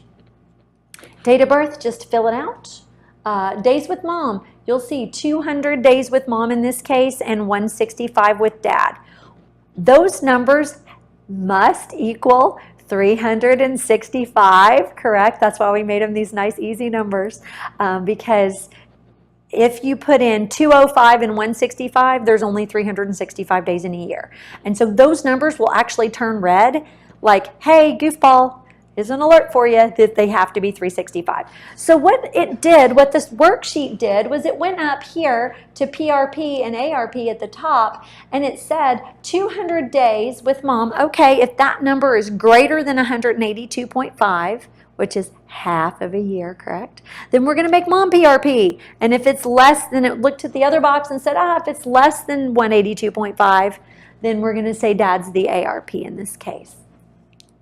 What would you enter to have it split? What would you enter to have it split? 182.5 and 182.5. And the court or the worksheet will actually take that, the 0.5. It's crazy. I get that all the time. Anybody who's doing week on, week off visitation, you putting in 182.5 and 182.5. It would put that in as split, but also know that someone has to be designated primary under Tennessee law. And so that would be crawling back over to the Tennessee Permanent Parenting Plan. That's where you would know who's designated primary. All right, second half of the worksheet, adjusted gross income. So column 1 here, monthly gross income. You're seeing here where I said make sure that you're not rounding those numbers. That could be a red flag for the judge. So you're taking every penny of income that you make every month and you're putting it in. So you'll see here $2,452.45. That's how we know you're not cheating on the worksheet. And then dad makes what, $46,1538. So he's putting that in. Federal benefit for your child. If you have a child that's receiving some sort of federal benefit, you would put whichever parent's going to receive that goes in their column. And then self-employment tax paid. If you are self-employed, you know that you are matching some of your taxes, and so that you would subtract that out. So notice that subtotal is white. What does that mean? That they don't trust us to do math, which is a good thing because maybe some of us aren't the greatest at math. And the subtotal goes on there. Credit for in-home and credit for not in-home children is a separate tab on the worksheet. Those are people who are either paying child support on other children from other relationships or who have other children from other relationships living in their home. Notice that that is white because it's crawling over to that tab and pulling those numbers for you. We're not going to go over that today because most people don't have that, but if you do have another child or if you start paying child support on another child, please make sure that you're putting that in, because if you don't, you're going to be stepping over some credit that you should be receiving. So you'll finally see there that it would add in, the worksheet adds and subtracts in everything it's supposed to, and it comes up with a joint number. I like to call that the maintenance number, right? That's how much, if your child was still living with both of you, that's what your household income would have been. The combined AGI, the combined AGI of $7,067.83. So, because the state of Tennessee just loves to be confusing, they've called this the percentage share of income, or the PI. They've called it that on the worksheet, but what have they called it in the Tennessee Permanent Parenting Plan? Your pro rata share. Okay, so I don't know why. I don't work for the state of Tennessee. I'm not exactly sure why they're calling it two completely different things, other than they like to have you hire attorneys maybe. But percentage share of income, that's your maintenance number. If mom makes 35% of that combined maintenance number, and dad makes 65% of it. So if we go back to our soccer example, soccer sports physical example, In that case, Dad would owe $65 of that $100 uncovered, reasonable, and necessary medical expense, and Mom would owe $35 of that. All right, let's see how much Dad's going to owe. Page 2 of the worksheet.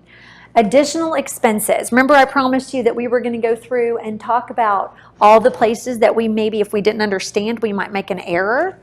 And so children's portion, that's a very important word there at the top. Children's portion of your health insurance premium. You don't get to, Dad doesn't get to look at his W-2 or his, his payroll statement and pull out what he's paying. Why? Because he's paying for himself and his child. That's what's getting deducted out of his paycheck. So you're going to have to make a call to HR, or if it's online, and you're going to ask the question, how much is it to be self-insured? And so in this case, maybe that is $500 a month to be self-insured, self-only. And what is it for self plus child or self plus children? Okay, in this case, maybe it's $746. So you don't want to put $746 as the credit that Dad's getting on this worksheet, because that would drastically reduce the child support Mom would receive. We need to put in there the actual amount that he's paying in addition to self for child. So you would take that $746, subtract out the $500 that he would be paying if he wasn't paying for kids, and what's left is the amount that goes into children's portion of health insurance premium.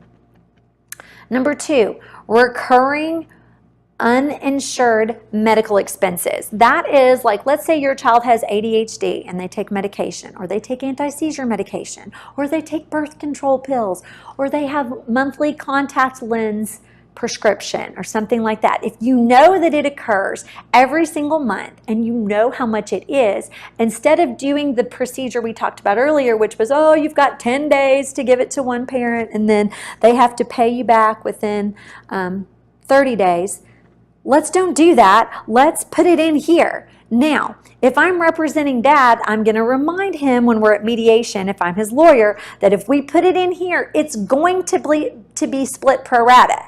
The worksheet's going to make it pro rata.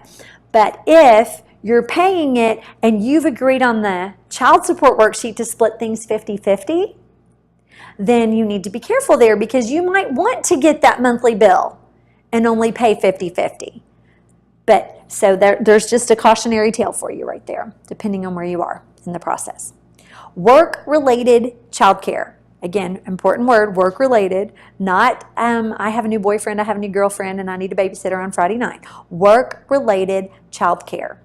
So, thinking back to a school year, there are 40 weeks in a school year. So if you're paying aftercare at $60 a week for 40 weeks, you don't put 60 into this worksheet, right? Because 3 months of the year or 12 weeks of the year, you don't pay $60.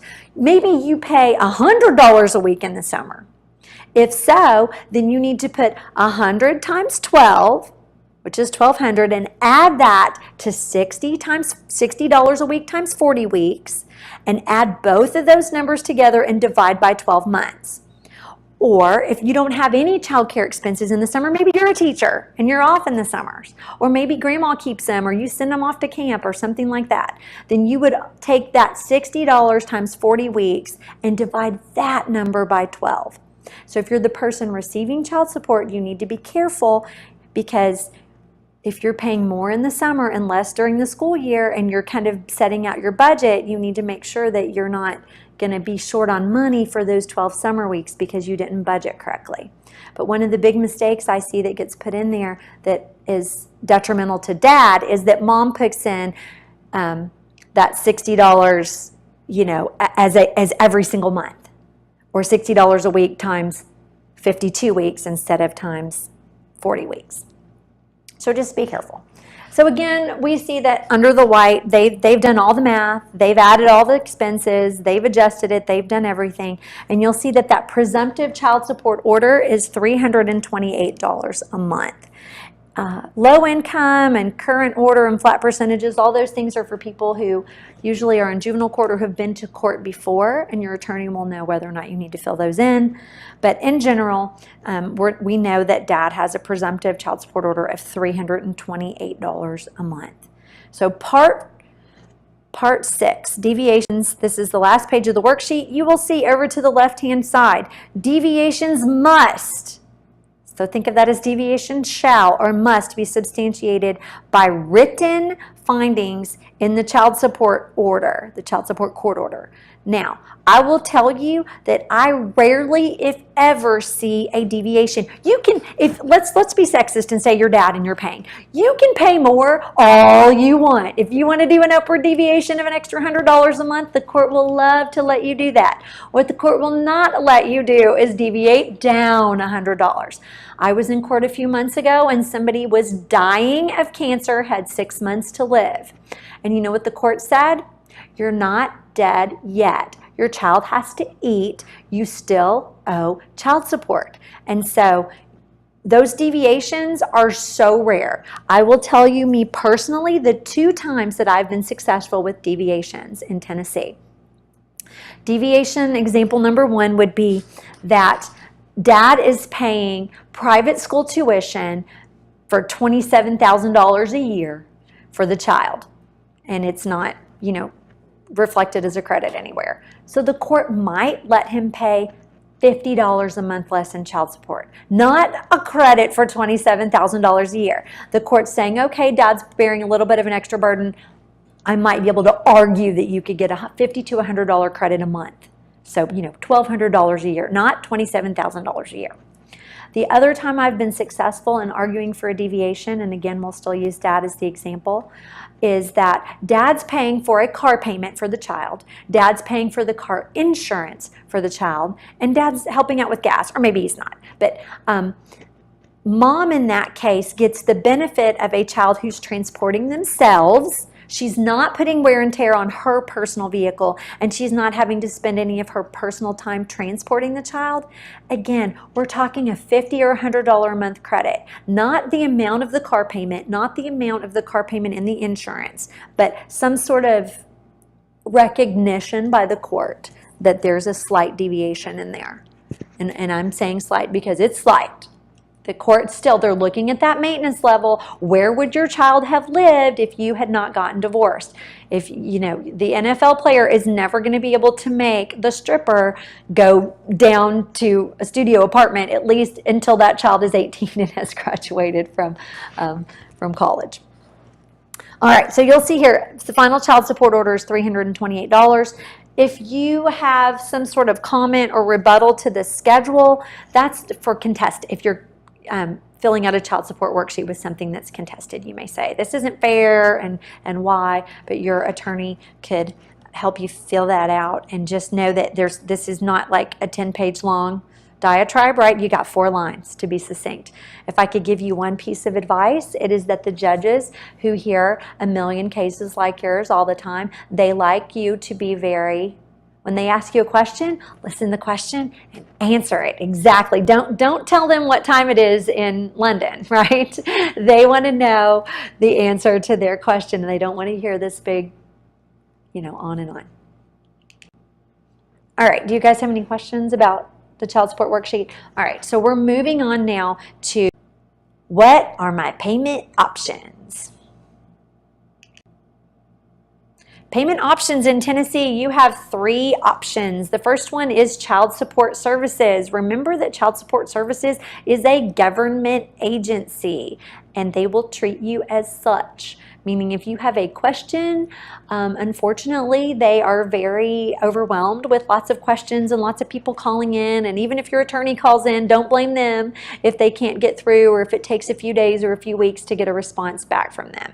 And so one way to get paid is through Child Support Services, and the good thing about that is there is a record of every dollar that came in, and when it came in and how it came in.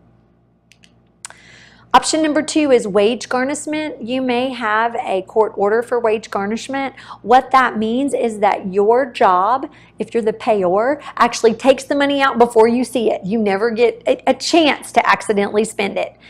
it's going to come out. Now, when you first get started, if you get your paycheck for the first month and you don't see that child support coming out of that paycheck, it is not, woohoo, somebody made a mistake, right? It is, oh crap, my kid still needs to eat. I need to write a check for that and make sure that it's coming out if they didn't take it out of your wage garnishment. So depending on HR and that sort of stuff, you got to be careful. Number 3 way, which is the way I typically prefer if you are going to pay and you're going to pay on time and you're going to be responsible, is directly to the other parent. You can set them up just like they are your Visa card bill. Bank of America or Iberia or whoever it is, BancorpSouth, they have auto pay. So when your paycheck comes in, boom, it goes out to the other person. All you need is their bank account and their routing number. And so if you are going to pay on time and you're going to receive on time, then that is a great way to do it. Let's talk about child support services. So your first check, your first payment is mailed to you as a check, or will be mailed to your ex as a check. After that, they will mail you a Way to Go MasterCard. So the Way to Go MasterCard is actually a debit card. Now, you can't put the non-custodial parent or the ARP, the alternate residential parent, is not able to make any sort of additional deposits onto that card. So don't think like, hey, I owe a $10 copay, let me put that on there. You can't. But it is a debit card, which means that if you are the person who's receiving child support and you need that for groceries or something like that, it's great because it's just a Visa card in your wallet. If you lose it, you lose all the money on it. If you lose it, there is a fee to replace it. The state of Tennessee does not say, oh, that's okay, and send you a new one. The negative part about that is, let's say you need that money to pay your rent, and your rent doesn't take a Way to Go MasterCard, right? You have to go to an ATM, pay an ATM withdrawal fee, take that money out in cash in your hand and have it in your possession, trip-trop over to your bank, deposit it, wait for it to clear, and then write a check. So that's going back to why I really like, those automatic bank transfers are a lot better than that. There is a Way to Go app for your smartphone. So if you have a Way to Go MasterCard, you can look on there and you can see what's my balance. If you don't have a smartphone that allows you to have that Way to Go app, you can actually log on to www.goprogram.com to get online access to that, to what your balance is. And then www.tn.gov is where you can go for both parties, mom or dad, to view the processed payments. Now, what it does not keep track of is if you use your Way to Go MasterCard for liquor and cigarettes, they don't care, okay? So nobody can get some sort of accounting about where you've spent that money, but you can see.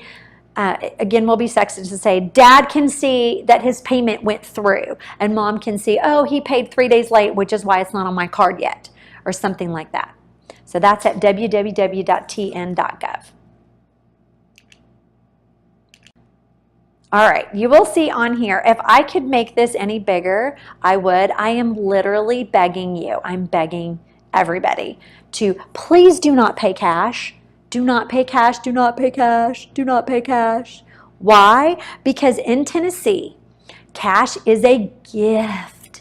It is a gift. That means, Dad, if you've made 18 years of child support payments on time every month and you paid it in cash, if somebody gets a burr up their bonnet and decides that they want to sue you and you can't prove you made that you could owe 18 years of back child support at 4% in arrears. Why? Because the court does not want people to be intimidated to lie. And so unless you can prove that you've made it, and I don't care if mom and dad go down with knives, cut their hands, and make a blood oath with their knee on the Bible, the court does not care. They do not care. They want you to make your child support in a method that is able to be tracked. And I hear all the time, well, Kimberly, what if I get a receipt from them, and what if? Do you want to be the subject of litigation? The answer to that is no. So why wouldn't you just make the payment the way I'm telling you to make it? That is your most protected way to do it. Yeah, what if? We can argue, sure. You can hire me 6 months from now to go down and argue, and I can be putting my kids through college instead of you putting your kids through college, right? Which I would appreciate, by the way. But just don't pay cash. And that also means don't pay cash for those uncovered, reasonable, and necessary medical expenses. And if you're the person paying child support and you also paid for the sports physical, don't take that $70 or that $65 out of your child support payment. What do you want to show? You want to show that on the first of every month, if you owed $500, that it shows $500, $500, $500, $500. Now, if the other person isn't paying you back the money they owe you, that's separate, right? That's going in and asking for contempt on that. But don't take it out of your regular child support payment. Why? Because the court doesn't care about you. They want to make sure that your kid, whoever's relying on that money, that your kid is not getting evicted, that your kid has, hot and cold water, and they have internet access and all the things they need. All right, so if you were my client, I would ask you, how often do you get paid, okay? And so if you tell me you get paid once a month, I would tell you, fantastic. You should pay your child support once a month. If you tell me you get paid twice a month, I would tell you, you should pay your child support twice a month. Why? Because there's nothing worse than being rich and broke. Rich and broke. You're broke because it's the first and you owed $500 worth of child support, and now you only have $100 left over to keep you afloat for the next 2 weeks, right? And then all of a sudden you get a windfall of money on the 15th. So what I'd like you to do is pay $250 twice a month, okay? Now, remember I told you that there were some places where you could make an error, and one of those is this twice a month and biweekly. So if you get paid twice a month, like the 1st and the 15th, or the 15th and the last day of the month, you get paid 24 times a year, 2 times every single month. Now, if you get paid biweekly, that means you get paid, let's say, every other Friday. If there are 52 weeks in a year, then that means you are getting paid 26 times a year. So when you're in court, if you're by yourself, or if your attorney's asking you or the judge asking you a question, and they say, how often do you get paid? I'm encouraging you to say, Your Honor, I get paid twice a month on the 1st and the 15th. That's 24 times a year. Okay? Spoon feed it to them. Your Honor, I get paid every other Friday. That's 26 times a year. Make sure that you're not hurting yourself on your child support calculations. Those 2 extra payments could be $1,000, could be $1,500, $1,800 a year for some people, right? So just be really careful. And then of course weekly, 52 times a year, pay it weekly. Just have it swept out. Set that person up if you're the one doing it, or if Child Support Services is taking it out. Just let them sweep it out. All right, let's talk about the consequences of non-payment. Consequences of non-payment. Number 1, your child's needs are not met. That's the worst consequence. Seriously. Your child's needs aren't met. The court said that they need X amount of money per month, and they're not getting it. Loss of driver's license. You can lose your driver's license in Tennessee. It's about, last time I represented somebody, it was about $2,500 to get it back. Interest accrues. It used to be 12%.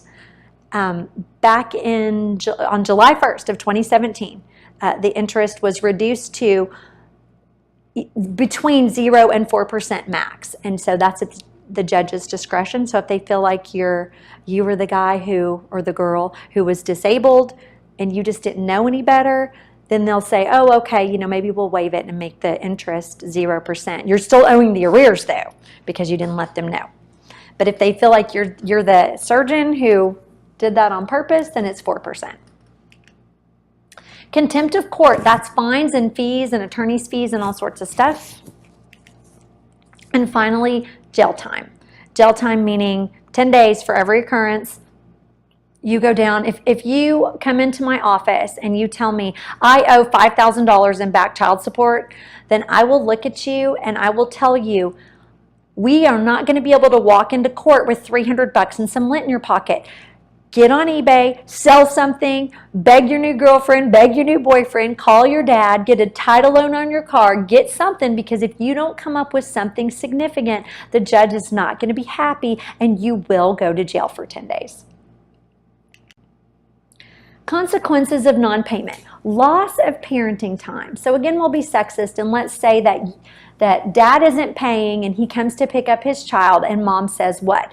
You don't pay, you don't play, meaning you don't get to see your child. The answer to that is no. You, mom, are under a court order to provide your child when you're supposed to. And so failure to pay is never a legal reason for a parent to withhold parenting time. That makes you the monster. That makes you the person who is trading the life and love and heart of your tiny person for money. You don't get to trade the life and heart of a child for $250. So please do not be the person that is in that position. If you come to me and you tell me they stopped paying, dad stopped paying, and I stopped providing time, I'm going to tell you we're not filing this petition for contempt yet. I want you to call dad and I want you to start being really nice to him and I want you to give him every weekend for the next 6 weeks and then we'll file. I want you to make up that time that you took from him trying to, I hate to use the word blackmail somebody, but trying to really get money out of somebody, so you're using your child to do that. The court looks very, very unfavorably on that. You can get in a whole lot of trouble. All right, we're getting ready to move on to session 4. Are there any questions? Session 4, mediation and the Tennessee Permanent Parenting Plan. All right, just in case you did not believe me, I took this screenshot of tncourts.gov and you'll see that on the first paragraph there, the very last sentence, it says what? This law, meaning the Permanent Parenting Plan, is a reminder to parents that the most important part of the family is the children, right? And they should have put in parentheses, AKA, right? The court doesn't care about you and your dream job and what you want to do in your spare time. All right, so you'll also see here in that last paragraph that it is recommended that questions concerning how to proceed with your divorce under the Tennessee Permanent Parenting Plan law or petition to modify, right?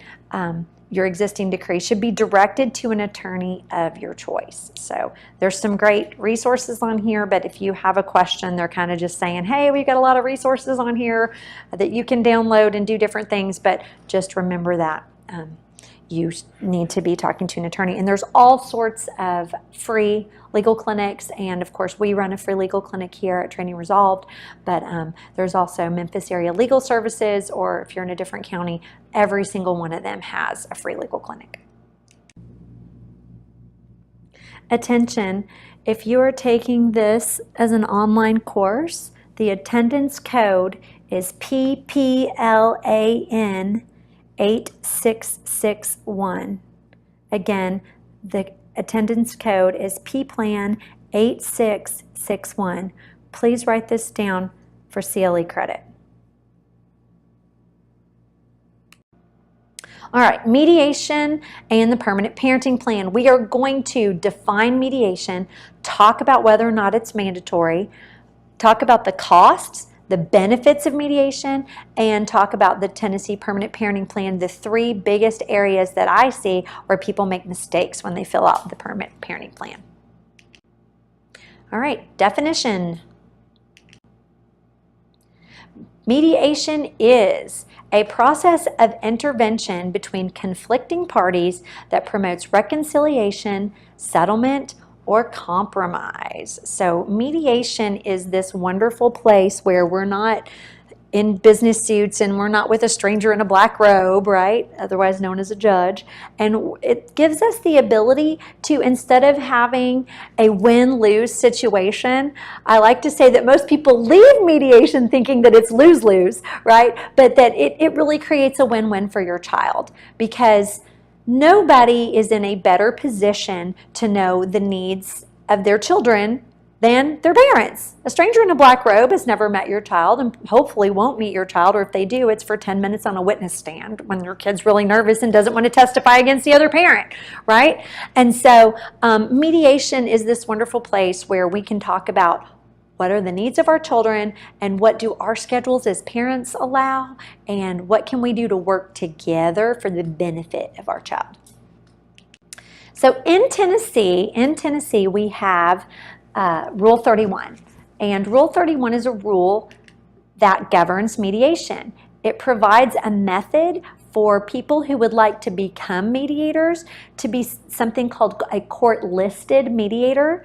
And so the mediator that you use in your case should be a Tennessee Supreme Court listed mediator. Basically what that means is that that mediator has gone through at least 46 hours of training, and that they have continuing mediation education requirements every year, and that they've paid money to get their professional listing, and they have this magic thing called judicial immunity, which means they cannot be called as a witness against you in court.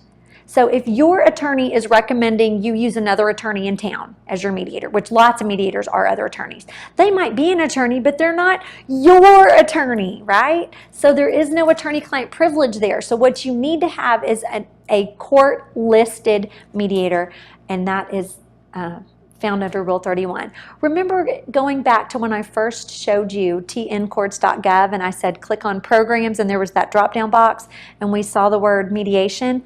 That is where a list of all of the court-listed mediators is. And so once you get the name of your mediator, you can go on there and put their name in, and that list is updated all the time. Well, it's updated 4 times a year, and you'll know if your mediator has that judicial immunity. Mediation is a form of alternative dispute resolution, and so it is not arbitration. In case you haven't been to mediation yet, mediation is a process where a third party comes in and they're neutral. They're not making any decisions in your case. They're not supposed to be giving you any legal advice about your case. What they're there as a tool.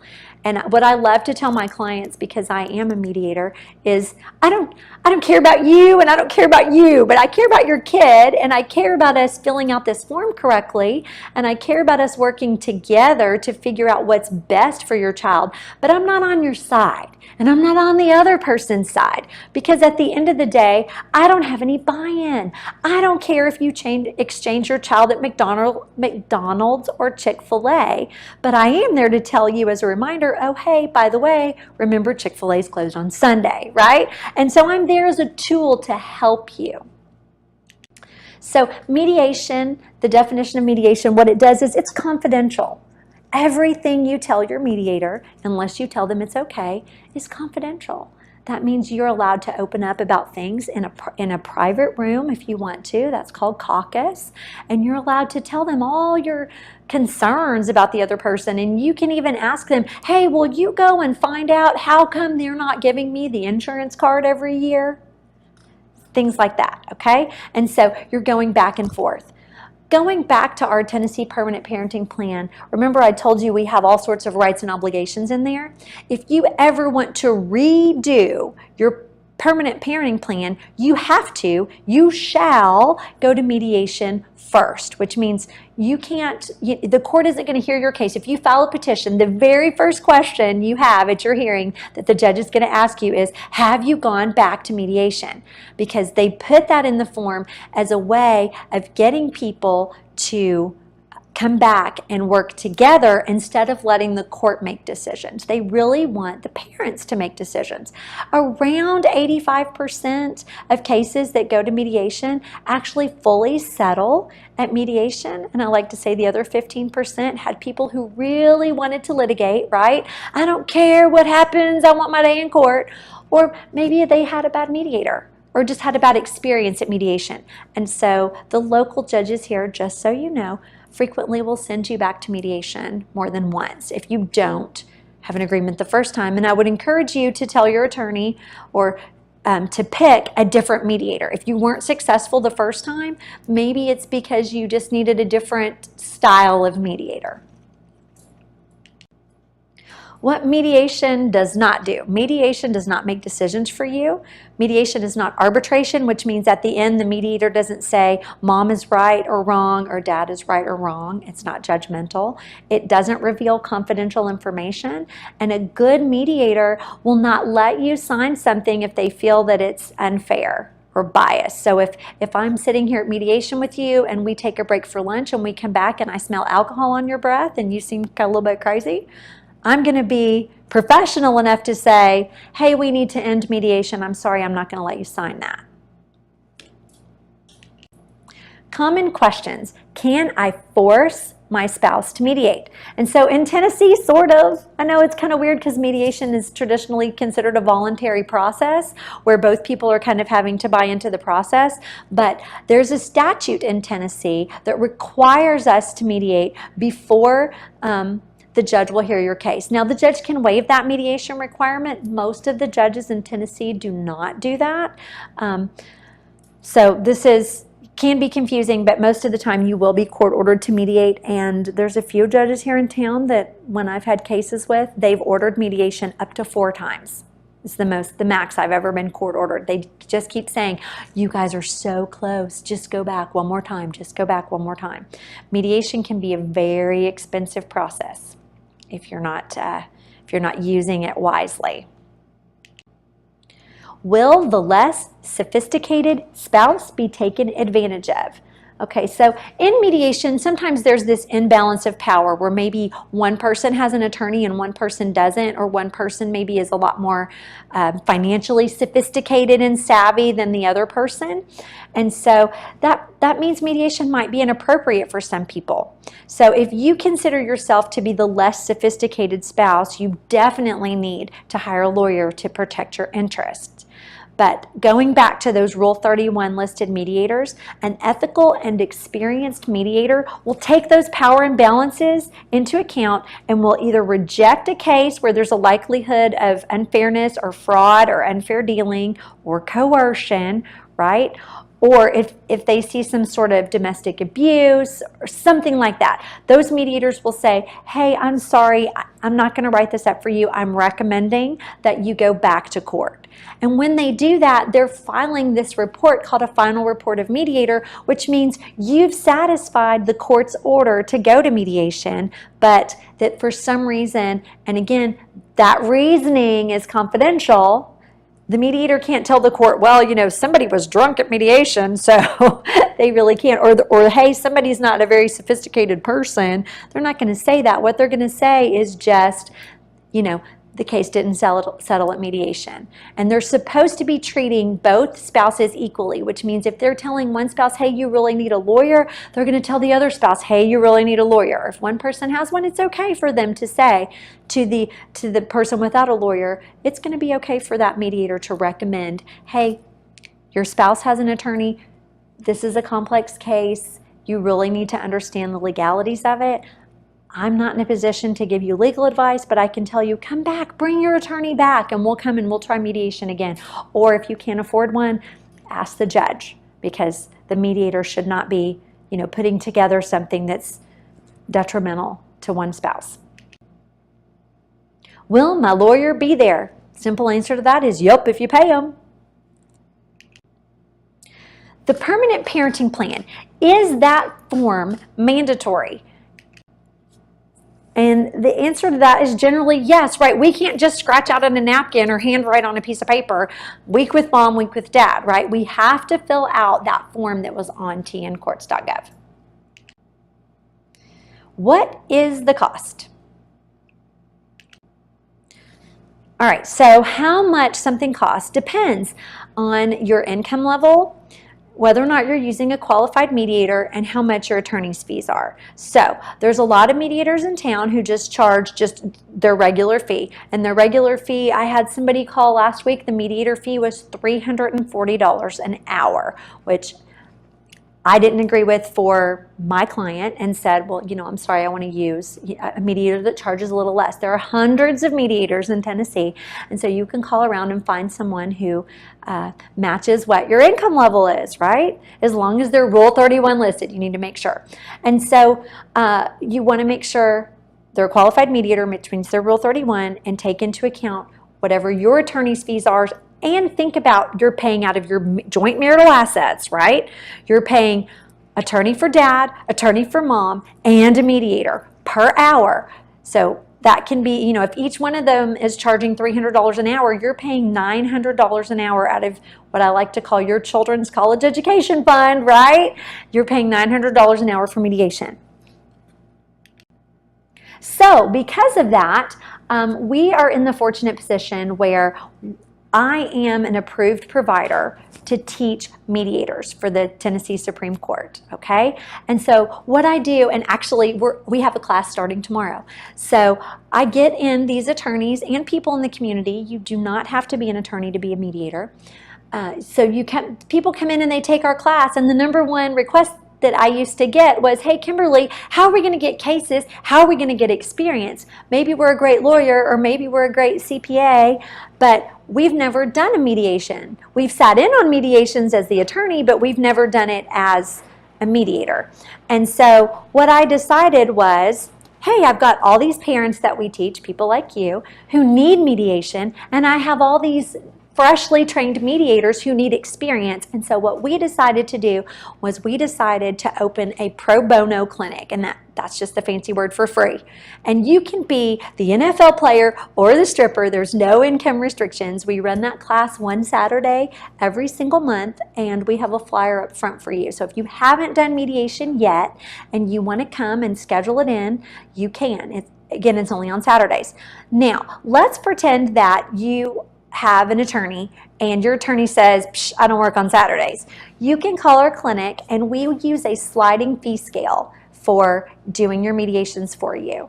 And what that means is if you are two teachers and you make $38,000 a year, you're going to each pay $25 an hour for mediation, $50 total per hour. So we're going to give you this drastically reduced mediation fee if it's during the week, because we know you're paying lawyers and all that sort of stuff. Now, let's say that you come back a year from now and you want to redo your parenting plan. You don't have to have an attorney to come to the clinic, right?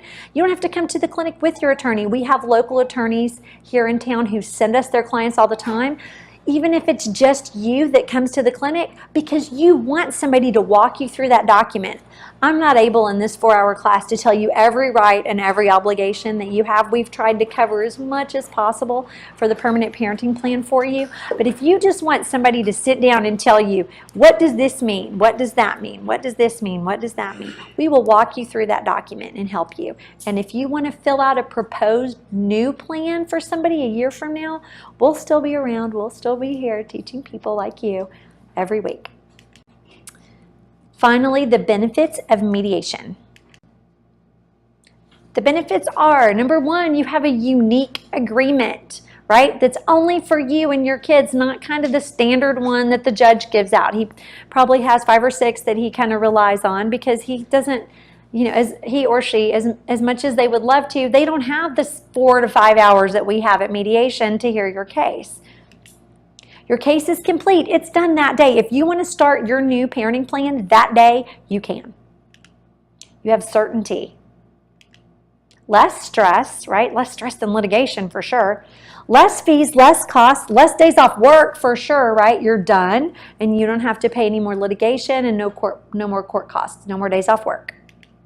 And finally, privacy. Every week we get to come down and listen to everybody else's case, right? All the lawyers get to come down and hear about everybody else, and we're all sitting in a big room together, and the judge is pulling you up one at a time, and you're either sitting there thinking, whew, I'm glad I'm not that person. They had it way worse than me, or oh my gosh, seriously, do I have the worst case in this room? Let's hope it's not the latter.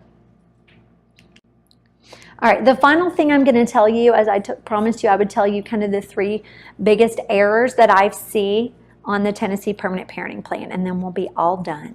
The first error I see is on page 1 of the form. A lot of times people put, and I'm going to be sexist, Dad gets every other weekend. Well, when is every other weekend?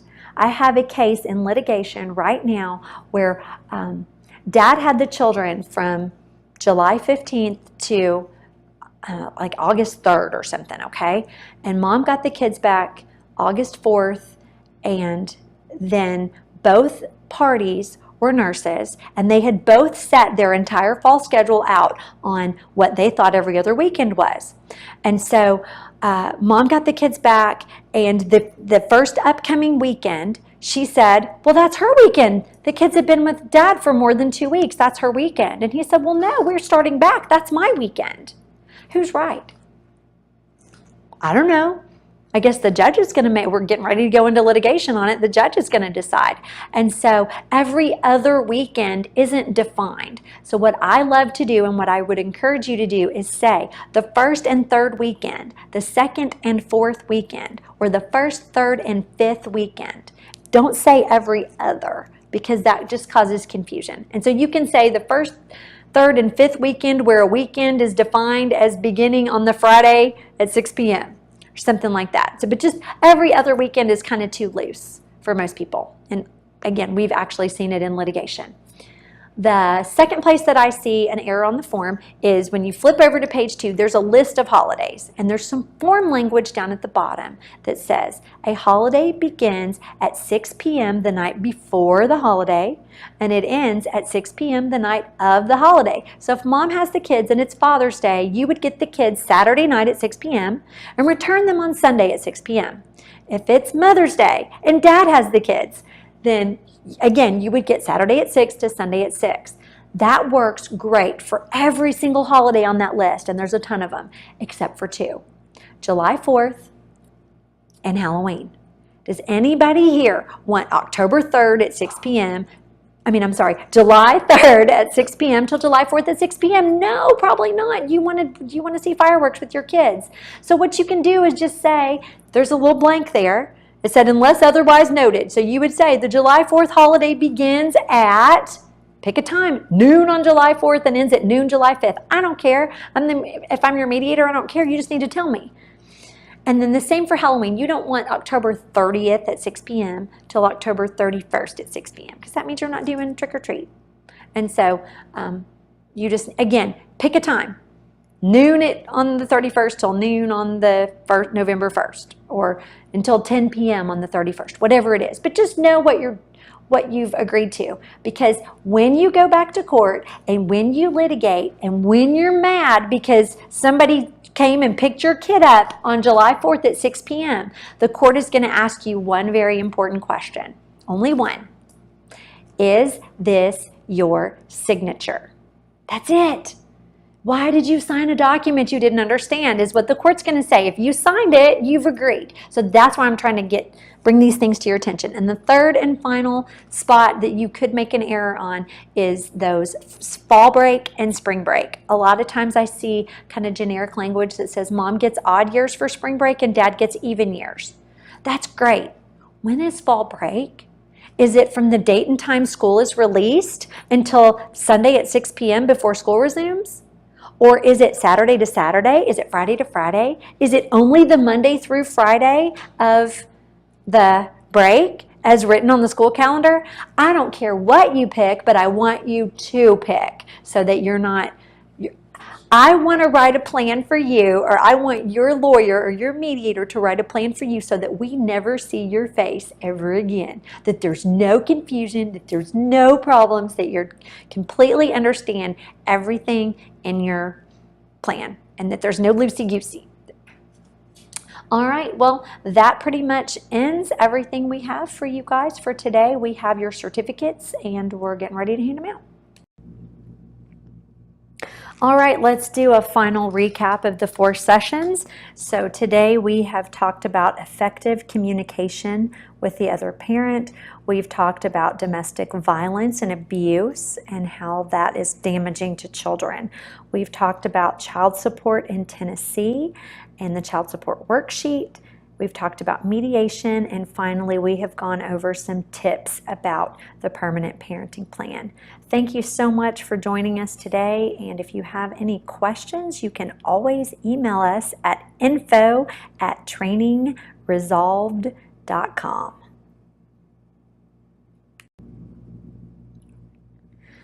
Training Resolved LLC, David Adams and Kimberly Schreiber. Phone number 901-609-6079.